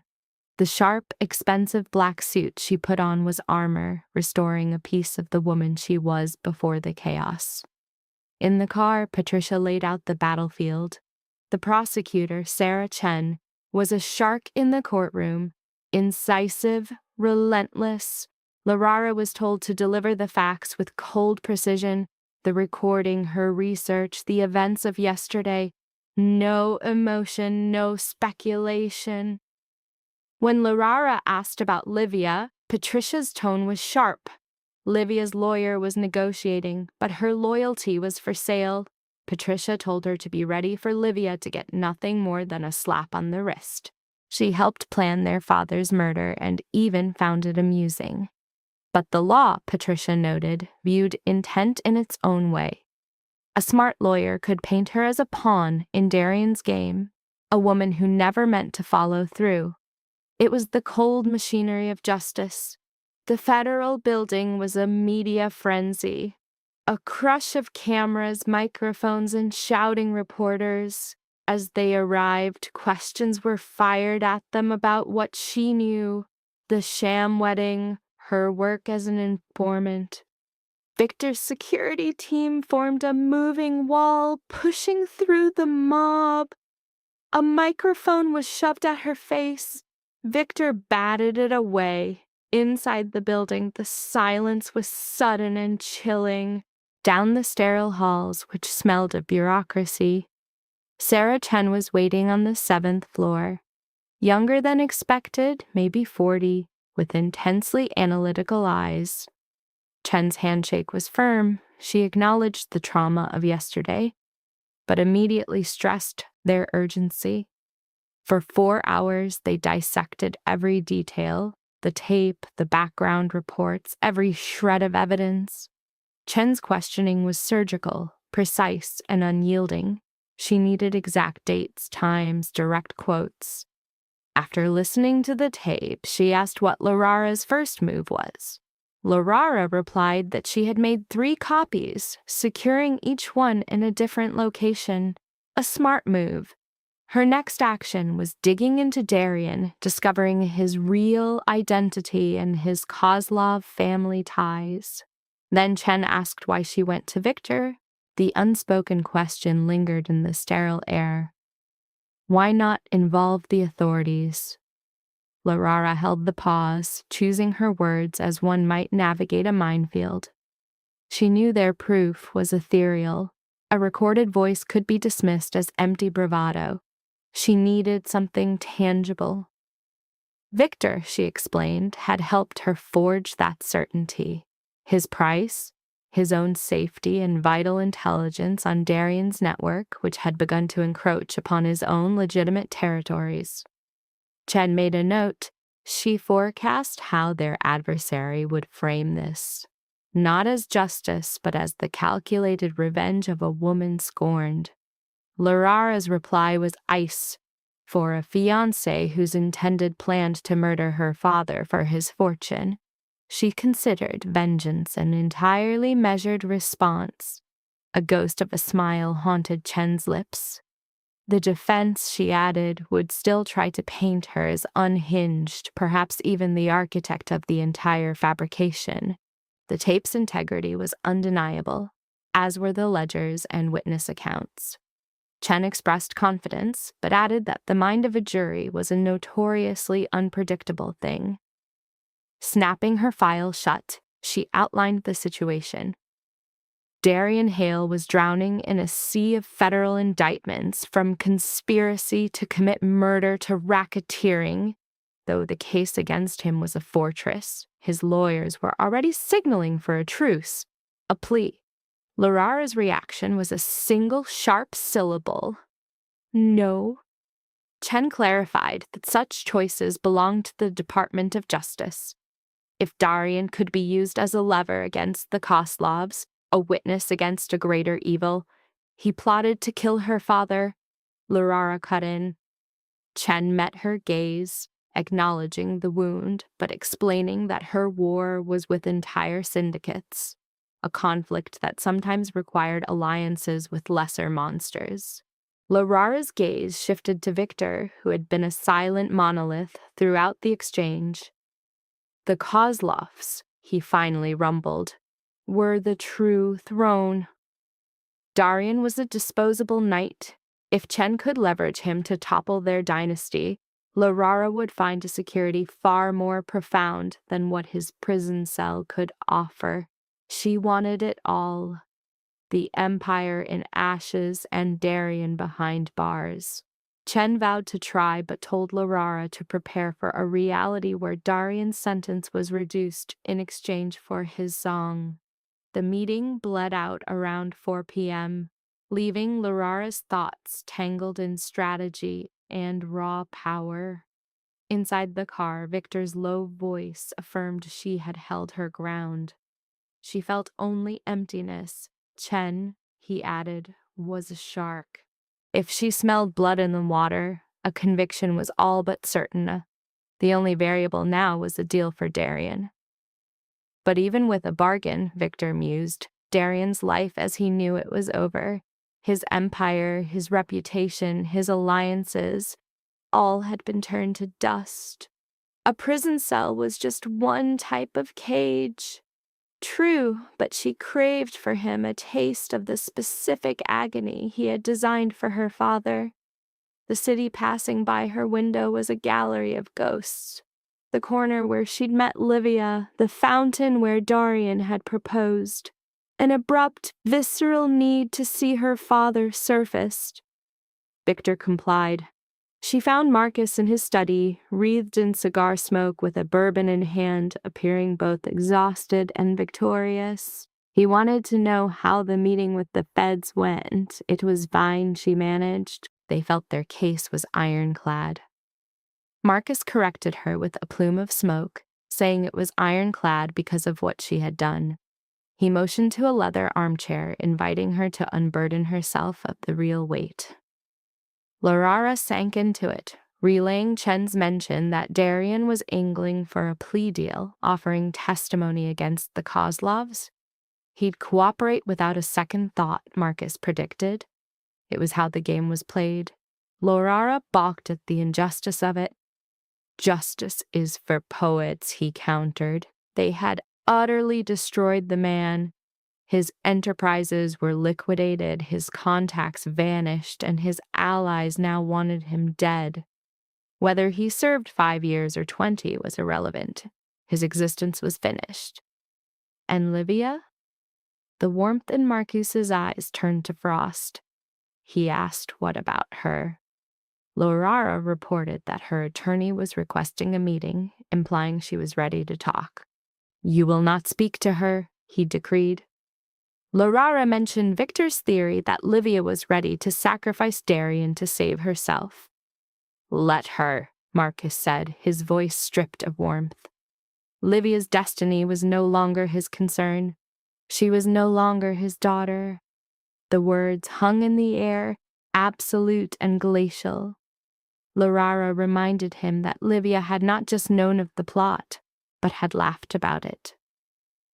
There is no coming back from that, Marcus stated, draining his glass. He told her to focus on the things she could control: the prosecution, her security, and what came next. The lawyers would deal with Livia. She knew he was right. Still, an echo remained of the girl who had been her sister, her other half, for 26 years before the world had fractured. That night, Victor led her to a small Italian place deepest the warehouse district, a sanctuary of brick and shadow far from the camera flashes. He insisted she eat, watching as she pushed pasta around her plate. She confessed she had no hunger. He told her to eat all the same, remarking it had been nearly 2 days since her last real meal. She forced down a few bites that tasted of ash. Victor then softly prodded her to speak what was on her mind. She admitted to second-guessing the sheer spectacle of Darian's ruin. Letting her fork clatter onto the plate, Larara questioned if she should have just gone to the police, let them handle it quietly. Victor met her doubt with a barrage of questions. What if Darian had lied his way out? What if his lawyers buried the evidence? What if he had been acquitted and then married you? For starters, her face would not be a fixture on every television screen. Victor leaned closer, his voice low. That is regret. It is a predictable aftershock. Is it? She murmured. He observed that she had just dynamited her own life. Questioning the act was the most human response. He then presented the pivotal question. If you could rewind 6 weeks knowing everything you know now, would you change anything you did? Larara fell silent, her mind replaying a phantom life of wedding dresses and shared dreams, a future built on a beautiful, venomous lie, an empire with Darian, their children. It was all a mirage. No, she said at last. She would do it all again, every single step. Then you must let the doubt go, Victor stated. You made the hard choice. Now you live with the consequences. They finished the meal in a shared quiet. As they entered his building, her safe house, Victor advised her to get some sleep because the real war would start in the morning. The battle, he clarified, was not against Darian, but for herself. In tearing him down, she had also obliterated the woman she was supposed to be. Now she had to find out who was left in the wreckage. Upstairs, Larara stared out at the sprawling city lights, contemplating this new self. She was not simply the sheltered offspring of Marcus Voss, nor the fiancé of Darian Hale. She was not a woman who would shrink from the crimes of another.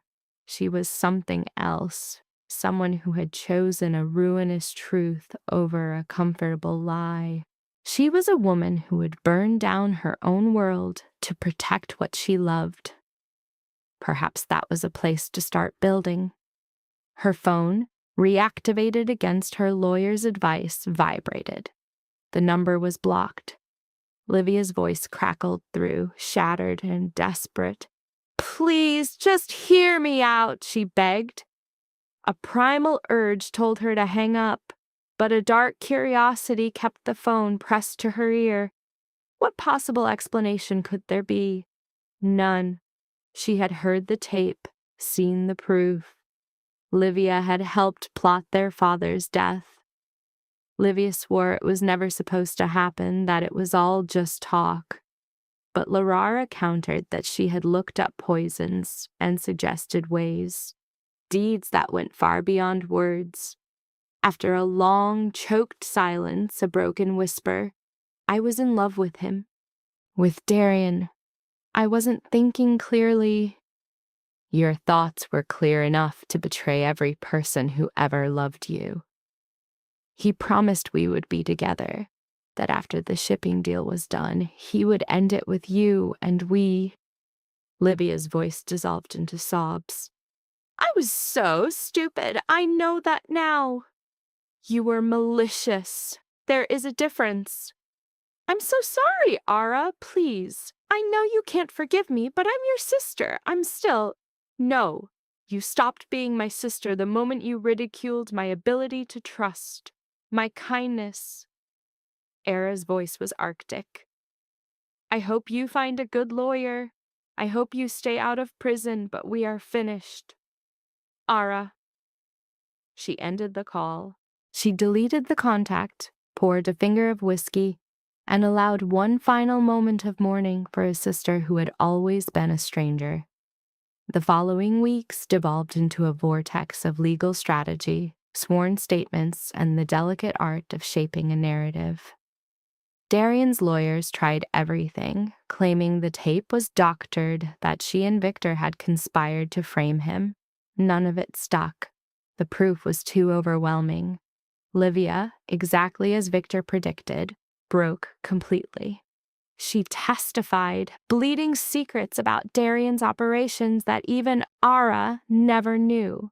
In exchange, she was granted a merciful deal: 3 years probation, no time served. Marcus refused her calls. He erased her from his will, from the family, from existence.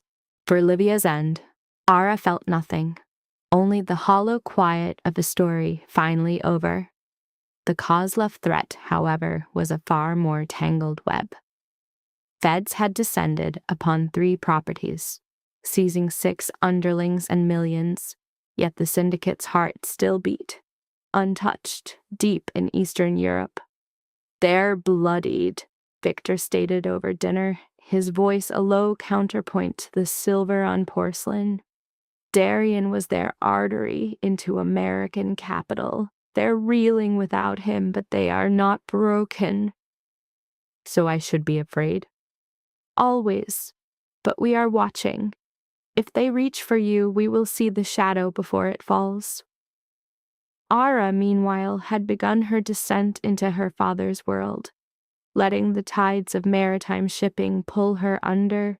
It was a realm of elegant cruelty, a cosmos removed from the charity work she once knew. And she discovered, with a chilling surprise, that she belonged there. She also began working intimately with Victor. He called her a consultant, but she was his acolyte, learning the calculus of real power in the city's veins. "You have a killer's sense," he told her once, "but instinct is untamed. You need the sort of education no university can sell you." And so she was educated. She learned to taste the poison in a contract's small print, to forge alliances with just enough honey to stave off a knife in the back, to see the glint of a threat before it was drawn, and to breathe in a world where trust was a weapon and betrayal was simply commerce. 3 months after the wedding that wasn't, Darian's trial began.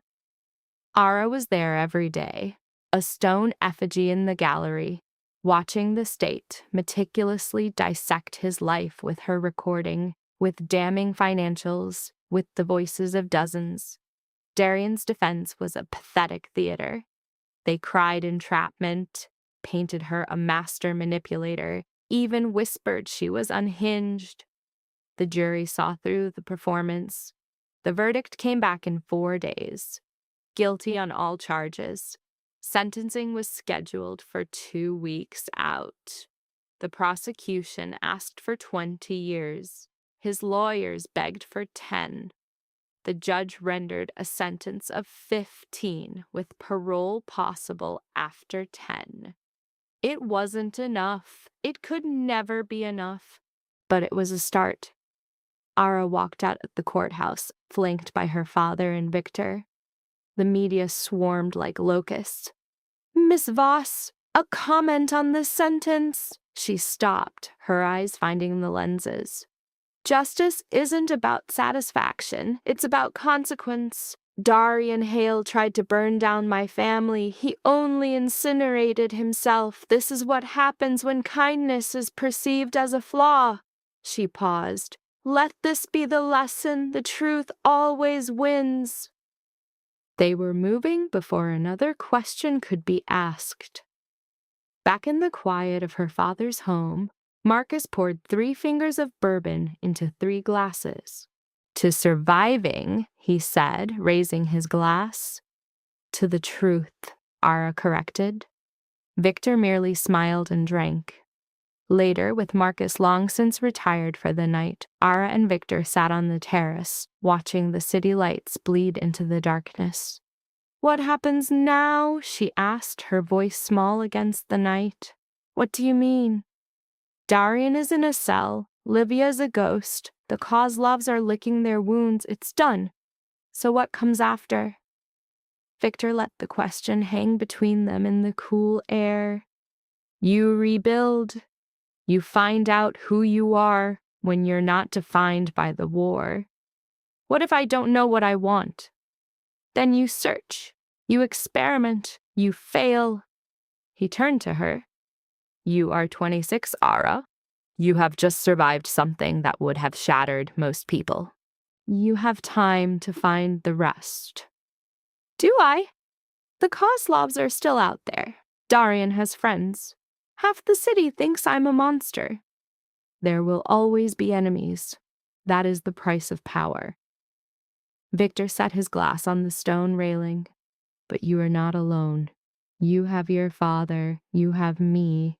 You have a skill set most people could never imagine. Is that supposed to be comforting? It is supposed to be true.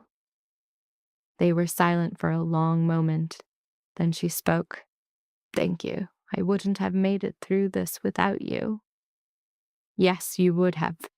It might have been a different road, but you would have made it. You are stronger than you think. Everyone keeps telling me that.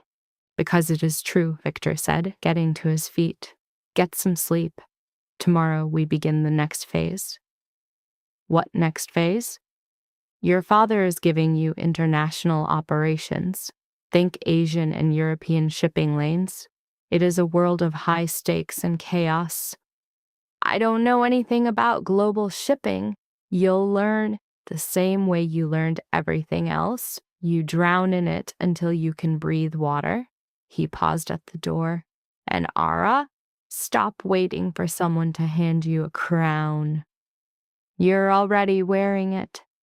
She stood there for an hour after he was gone, replaying the last 3 months of fire, everything she had lost, and everything she had built from the ashes. She'd lost a fiancé, a sister, and the entire architecture of her former life. She'd lost that easy belief, that childish idea that love was an armor. But she had gained something else. A spine forged from steel, a vision scrubbed clean of illusions, and the strength to look herself in the eye. That had to be worth something. Maybe it was worth it all. Her phone hummed, a text from a blocked number. Congrats on the verdict, battle's over, but the war has barely begun. One of Darian's loyalists. Ara stared at the message, feeling the familiar, icy touch of fear. Then she deleted it and blocked the sender. Let them try. She had survived Darian. She had survived her own sister. She had survived the public execution of her own life. Whatever they threw at her next, she would survive that too.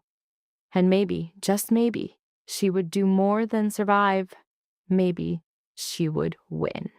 That threatening text was only the first shot.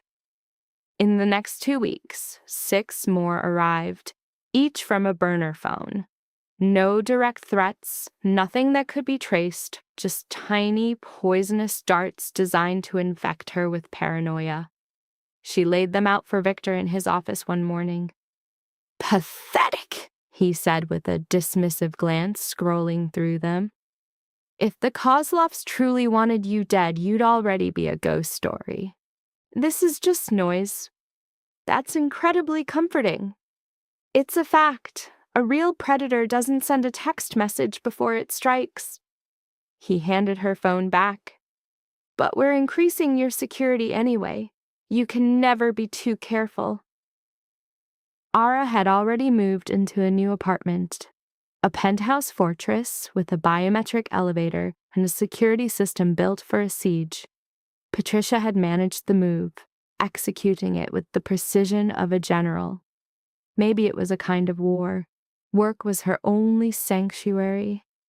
Ara threw herself into her father's company, burying herself in 12-hour days of trade law and port alliances. It was almost enough to silence her thoughts. Marcus was watching. You're learning this business faster than I ever did. he told her one afternoon. Your mother would be so proud. You keep saying that because it's still true. He signed the bottom of a contract. I'm making you Vice President of International Operations. It's done. Dad, I've only been here 3 months. In 3 months, you've saved 4 major contracts, found 3 new cost-saving measures, and stopped us from getting into bed with the Triad Front. Marcus met her eyes. You're ready. More importantly, the board thinks you are. After Darian, they see you as someone who knows how to spot a snake in the grass. Great! So now I'm the family snake charmer. There are worse things to be. He stood, gathering his papers. There's a major shipping summit in Hong Kong next month. The key players from all over Asia would be there. You're going, he'd said, and you will go alone for this family. Victor would be there too, a shark in the same waters. Different companies, but their paths were always destined to cross. He'll watch out for you. Of course Victor would be there. He was a constant gravity now, pulling her into his orbit of influence. Ara still didn't have a name for what that felt like. Hong Kong was 6 weeks out, but another storm was breaking much closer to home. It blew into her office that Tuesday without bothering to knock. Livia looked broken, gaunt, as if 10 years had been stolen from her. Her hair was shorn short, her face was a roadmap of disaster, and her clothes were expensive but slept in. Did security just let you in? Ara asked, not moving from her chair. I told them I was your sister. The ghost of a smile haunted her lips, a nod to a family tie that was now just a memory. Livia shut the door, creating a cage of their shared history. She asked for a conversation, just 5 minutes to explain, but Ara's refusal was a blade. She begged, admitting the destruction she had caused, insisting this was a warning. Ara considered having her thrown out, a fleeting, ugly satisfaction, but instead granted a clipped 3 minutes. Livia fell into the chair, her decay on full display. The bruised ink beneath her eyes, the unending tremble of her hands. She spoke of testifying before a federal grand jury, a deal to help them tear down the Kozlov machine. Ara knew. Livia confessed she had given Darian everything. The blueprints of her father's empire, the lifeblood of their shipping routes, every last crack in their dynasty's armor. Livia's voice shattered as she confessed to surrendering every secret, every vulnerability. She had masked it as building a future, but the reality was she was forging a weapon for the man who planned to destroy them. Ara demanded the point of this admission. It was simple. The Kozlovs knew Livia was the architect of their ruin, the single key that could dismantle their American operation. Her hollow gaze telegraphed her lawyer's grim warning. They would try to kill her before she could testify. When Ara offered witness protection, Livia countered with a bleak fact. The feds saw no credible threat, not until there was an actual attempt. The white of Livia's knuckles was a map of her fear, a plea from a woman who knew she was beyond saving, but was terrified of facing the end alone. Ara looked at the ghost of the woman, once her sister, who had smiled through their father's eulogy and helped orchestrate the theft of their inheritance. She plumbed her own depths for an ounce of compassion and discovered a vast emptiness. Not fury, just a profound, exhausted hollowness. She asked only what Livia wanted. The reply was indistinct, a last apology, a daily ritual of regret, a wish to rewind time. Wiping away tears, Livia voiced Ara's truth. She stopped being a sister when she chose him over blood, over honor. Ara softly acknowledged this fact. Then Livia begged for forgiveness. The words hung in the sterile air of the office. After a moment's thought, Ara passed sentence with one crushing word. No. Forgiveness, she said, suggested a path to trusting again, and that path, Ara specified, was a thing Livia had reduced to cinders, impossible to rebuild. Livia's nod was a gesture of stark acceptance, as if no other verdict was possible. She announced this was their final goodbye. Ara's correction was cold. They had severed ties 3 months ago. Her sister stood and walked to the door, pausing with her hand on the handle. Her final words were an admission. Ara's strength had always been the root of a blinding jealousy. She hoped Ara would create something great, find peace, and maybe one day not think of her with hate. Ara's reply was crueler than hatred. It was pure indifference, which she offered was a much worse fate. Ara remained long after she left, adrift in the growing silence, considering a world no one else saw. Patricia appeared in the doorway, a silent spectator. After confirming Livia was gone, she asked if Ara was okay. Ara countered by asking what that meant. A fair question. Patricia stepped inside, shutting the door gently, and confirmed the street chatter, validated Livia's terror. The Koslovs intended to permanently silence her. Ara waved it off as a problem that was no longer hers. Patricia laid out the strategic calculus. Livia's death means the government's case implodes. The Kozlovs walk, and Ara will be a target for life. That got Ara's attention. Patricia's solution was a strategic paradox. Sometimes, to survive, you must protect the person you most detest. She added that Victor was already deploying assets to keep Livia alive until she testified. What happened after was up to fate. Ara knew then it was Victor's move.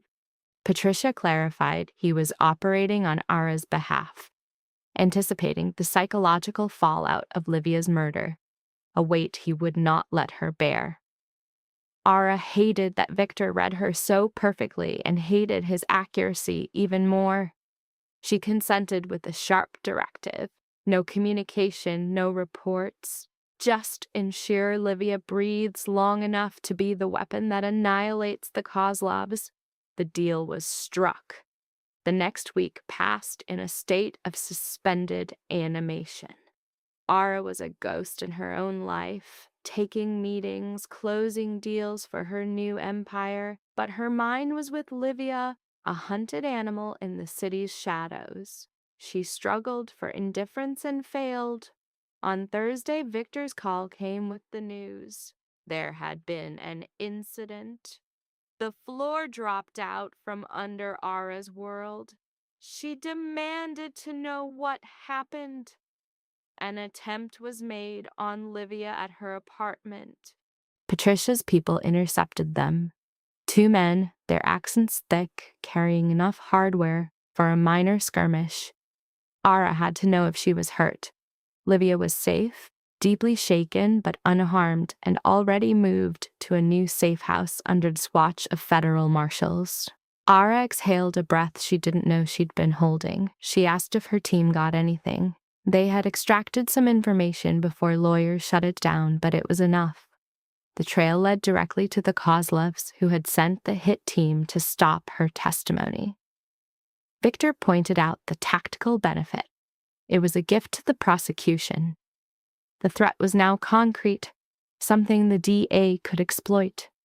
Livia would testify on Monday, then vanish into the program. Monday came. Ara watched the drama on the news, staying clear of the courthouse.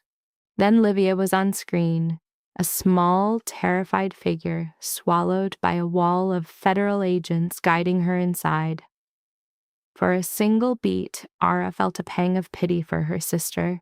It was quickly erased by an immense wave of weariness. The testimony was a grueling 6-hour confession. Livia laid everything bare with chilling precision. Names, dates, secret accounts, the entire operational blueprint. It was the killing stroke, yielding enough evidence for 12 indictments, including 2 senior Kozlovs. By Tuesday, feds conducted raids in 3 states.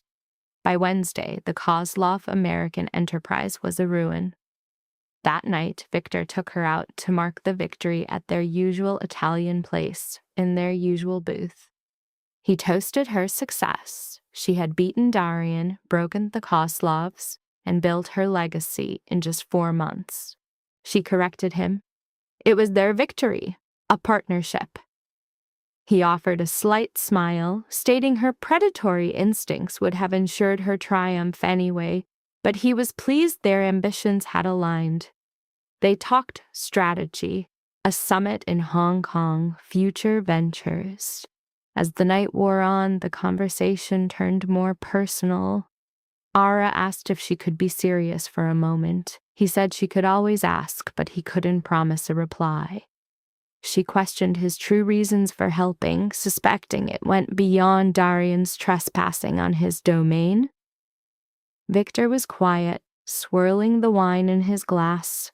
He then asked if she was prepared for the absolute truth. She was. He began a story from 25 years ago about his fiancé, a flawless woman, brilliant, beautiful, from a perfect family. The reality, however, was that she was a mole for a rival outfit, methodically leaking every one of his secrets. When Era asked what he did, his reply was stark. He married her. For 5 years, he lived inside a beautiful lie, trying to will it into truth. He held her gaze. In the end, she left him for a richer rival, a split that cost him half of his empire. Ara murmured her sympathy. He waved it away, calling it the most profound lesson he ever learned. Always follow your gut, because things that feel wrong always are. When she came to him with that recording, he saw someone who had learned the same harsh lesson far younger than he had. Someone who refused to waste years on a pretty lie. Ara asked if he was saving her from his own past. He said no. He was simply arming her so she could save herself. A crucial difference. Ara took a sip of wine, then asked what became of his ex-wife. He said he'd heard she married a tech mogul in Silicon Valley and got the life she always craved. Victor's shrug was one of complete disinterest. He wished her well, claiming to bear no ill will. Ara asked if he was being honest. He insisted he was. A grudge, he reasoned, is a waste of energy better spent on building things. Outside the restaurant, they walked into the city's electric pulse. The night was a symphony of light and speed, a ceaseless flow. Ara had seen this city her whole life, but tonight it seemed foreign. She had one last question. He observed she was in a curious mood. She asked what came next for them as partners. Victor stopped on the pavement, turning to ask what she wanted to come next. She admitted she didn't know. A few months ago, she explained, he was her mentor, an instructor in the savage rules of their world. But something had shifted. That dynamic had evolved into something more. He asked if that prospect frightened her. She couldn't say, admitting she might be confusing gratitude for something else entirely. Or, Victor suggested, his voice low and steady. She was finally admitting they operated on the same rare frequency, seeing the world in a way few others could. She asked if this was a partnership. It could be, he answered, if she chose it. His look was intense, without artifice. He was not Darian, he told her, and he would not play games. What she saw with him was the unvarnished man. And what she saw, she replied, was a man who ruled from the shadows, who made pacts with killers, and who bent the world to his will. Precisely, he conceded, his tone a flat declaration, not an appeal for forgiveness. This is the world I have built, and I offer no apologies for its design. Nor do I require any, Aller returned, her voice steady. I am simply assessing whether I can breathe within these confines without forfeiting what is left of my own integrity. What you imagine losing will instead be tempered. This is a transformation, not an obliteration, Victor insisted, closing the space between them. Besides, you stepped into this realm when you chose to fight instead of flee. He was right. The woman who once wrestled with minor indecisions was a memory. In her stead was a colder, more deliberate being, one capable of navigating the schemes of giants and raising criminal syndicates. With her choices impacting thousands, she had to forge herself into an equal, a presence who could stand with Victor Dosta and never be perceived as a subordinate. Agreed, she finally conceded. Agreed to what? He prompted. Agreed. Let us see where this journey takes us. This was a pact, a mutual understanding, a bond that necessitated complete honesty. There was no room for hidden motives or psychological warfare. Its survival depended on a bedrock of truth. At last, a true smile broke through the iron mask of Victor's composure. Done. They walked to his car while the city buzzed around them, unaware of the profound realignment of power that had just transpired. The conference in Hong Kong was a gilded war zone, just as Marcus predicted. A lethal chess match among Asia's titans with fortunes on the line. And at its center, Aller moved like a monarch, locking down two crucial agreements and forging ties with shipping magnates from Taiwan and South Korea, quelling any whispers about her right to be there. Victor operated as a parallel power, executing his own calculated plays. Still, they managed to steal moments away for themselves, dinners that stretched into early morning, discussions that dissected tactics and exposure, times when their alliance felt as if it were becoming something deeper. One night, framed by the jeweled expanse of the Hong Kong skyline from her balcony, Victor's voice was a low murmur. You are not the woman I met. He paused. It's not a question of better or worse, just altered, more resolved. You no longer ask permission to exist. I am not entirely sure that is a change for the better.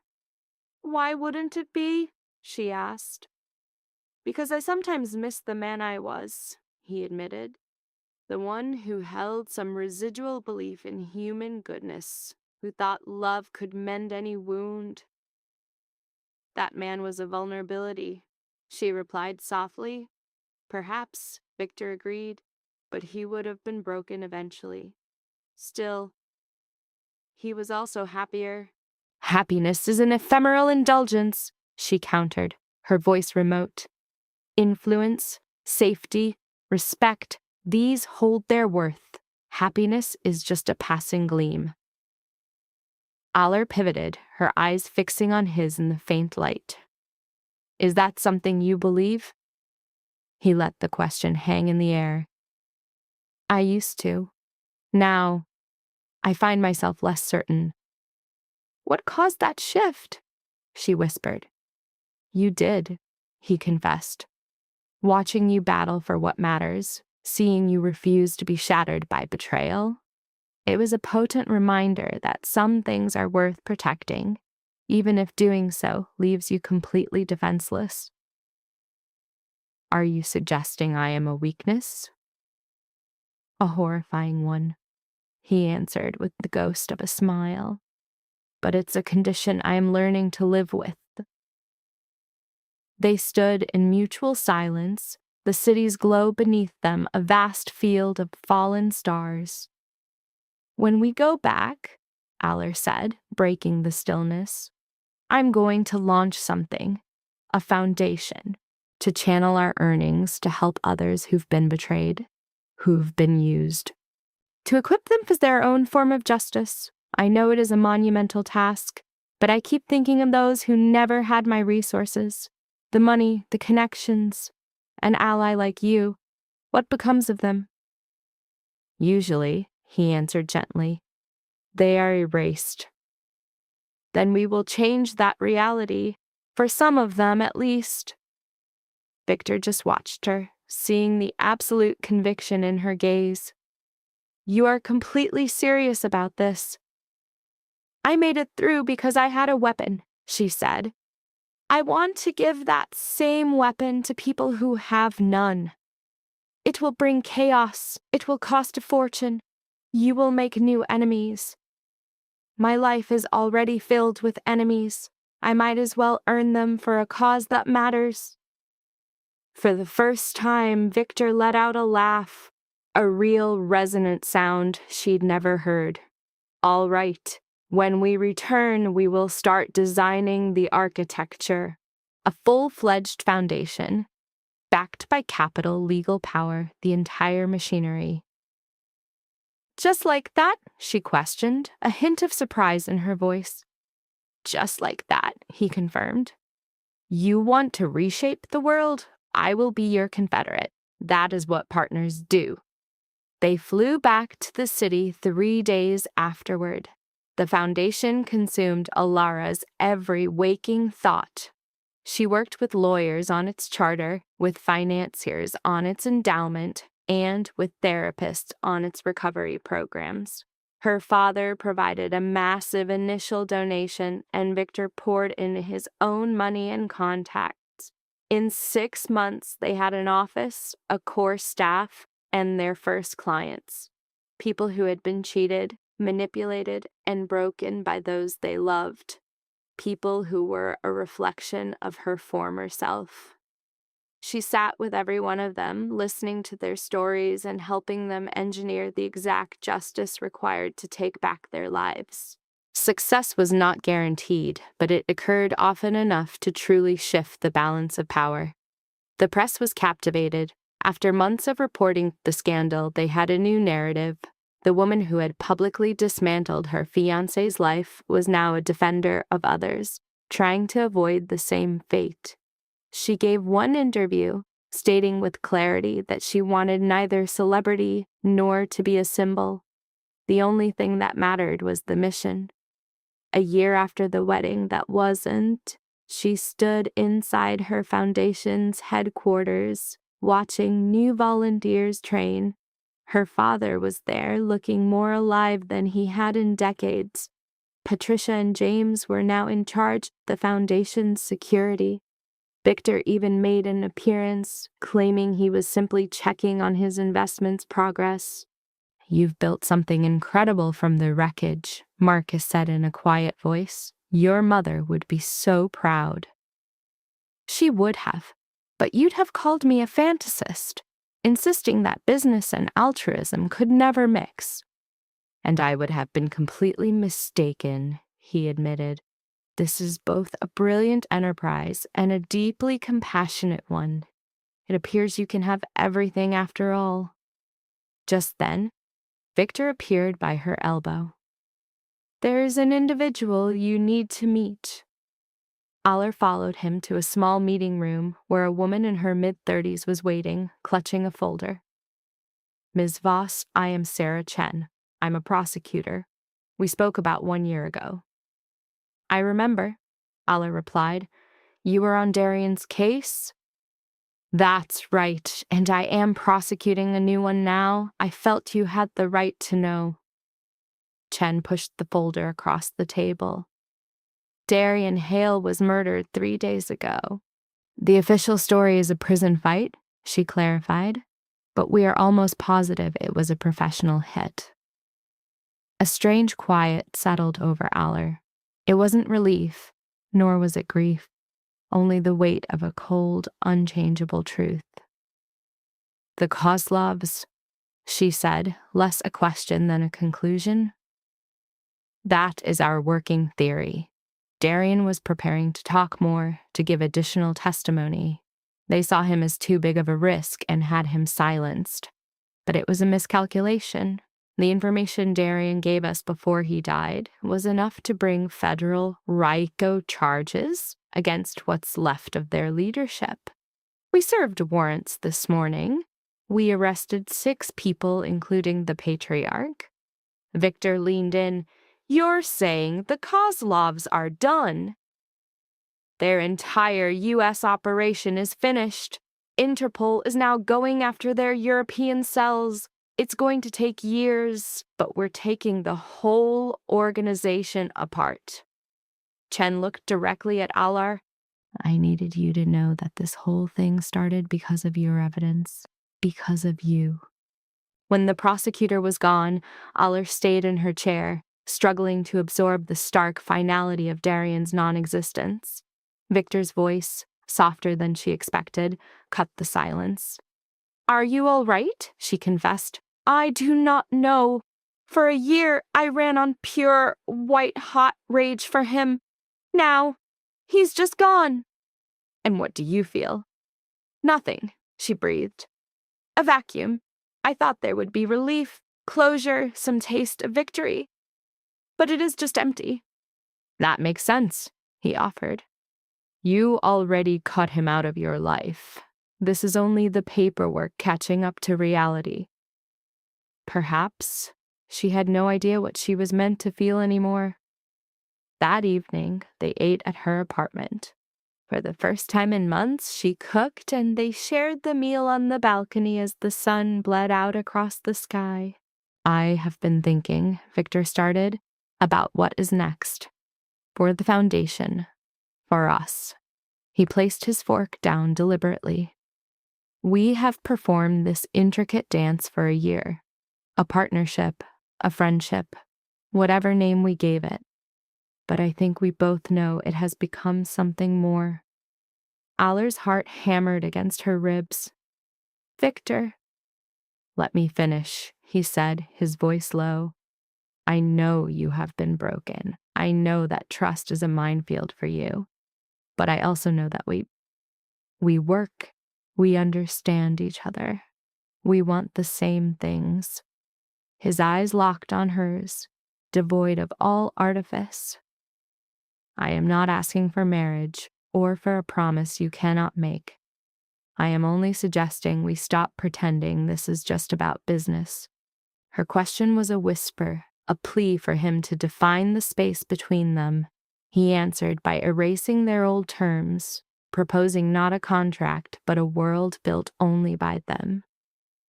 Alar thought of the past year, how Victor's guidance and honesty had slowly overwritten Darian's poison. The foundation they built from rubble had grown into something more sacred than a mere alliance. Her quiet okay was a key turning in a lock, an agreement to construct a real future, free of any script. Victor's answering smile was his own vow. As lights bloomed across the city, they spoke of their foundation, their dinner, the first act of a new beginning. Their conversation moved from the seismic to the simple, a rhythm known only to 2 people who speak the same silent language. At the window, Alar saw the reflection of a woman transformed. From the girl tasting cake samples as her life imploded to the architect of its reconstruction. That girl was a phantom. A survivor stood in her place, one who had pulled down a corrupt dynasty and built a purpose from its bones. A woman who now saw trust not as a shield against being hurt, but as the choice of who was worth the risk. Victor's warmth was a quiet anchor beside her as he asked what she was thinking. A year ago, I was certain my life was over, she said. In truth, it was only beginning. Do you have regrets? Thousands, she admitted, but not this fight. Never this. Good, because what comes next is vast. A small smile touched her lips. Of course. He let out a low laugh. Your father's retiring in 2 years. The corporation will be yours. He told me, and I am moving into new territories. Asia, South America, Europe. I need a partner who understands global logistics. Is that an offer of employment? She teased. It is an offer of an empire. We merge our companies, we unify our plans. We build together what we could never build alone. Aller turned to face him fully. You want to merge our companies? I want, he said, his voice deep with conviction, to merge our lives. The fusion of their corporations was only the opening move. Their new enterprise was a colossal gamble, one that would either forge a dynasty or burn them both to ash. Where do we start? She asked. A true smile broke across Victor's features. Now. They tore through the night, sketching blueprints, exposing weaknesses, and mapping a future that felt both fated and impossible. Dawn broke on a new framework. A week delivered a viable plan. In 6 months, the Vos di Costa Alliance had redrawn the city's map of power. A year later, they held 12 new territories. And in 2 years, Marcus officially stepped down, placing the family legacy in Ara's hands. She faced the press, her father at her side, Victor watching from the front row. Marcus's voice was heavy with history. Voss shipping was my life, but a new era demands new vision. He declared his daughter uniquely qualified, having built new alliances, taken new markets, and shown the strategic fire their future required. He was proud to cede control. Ara took every question, her poise absolute, with no trace of the uncertain girl she had been. Later, alone, Marcus's voice softened. Your mother would be so proud, he whispered. I say it again because it is the deepest truth I possess. From an impossible grief, you built an impossible strength. I had good teachers. You had the right gut feelings. We just showed you how to listen to them. He held her. Be happy, Ara. It is all I want for you. Build your empire, change the world, but find happiness. I will try. That is enough. That night, Ara and Victor were back at Rossi's at the same corner table where their war council began. Victor lifted his glass. To new beginnings. Ara touched her glass to his. And to surviving the ends of old ones. They drank, their words weaving plans for a future that was no longer a hope, but a certainty. Outside, the city played out its endless dramas, but Ara, having been tempered by flame, finally understood its language. She had learned that betrayal is not always an end. Sometimes it is the fire that burns away everything but what you truly are. Her eyes found Victor, her partner, her anchor, the man who gave her the hard truth instead of the easy lie. What are you thinking about? He asked gently. Just that I am glad it was you, she answered. That when I called for help, you were the one who answered. The feeling is mutual, he covered her hand with his. We make a good team.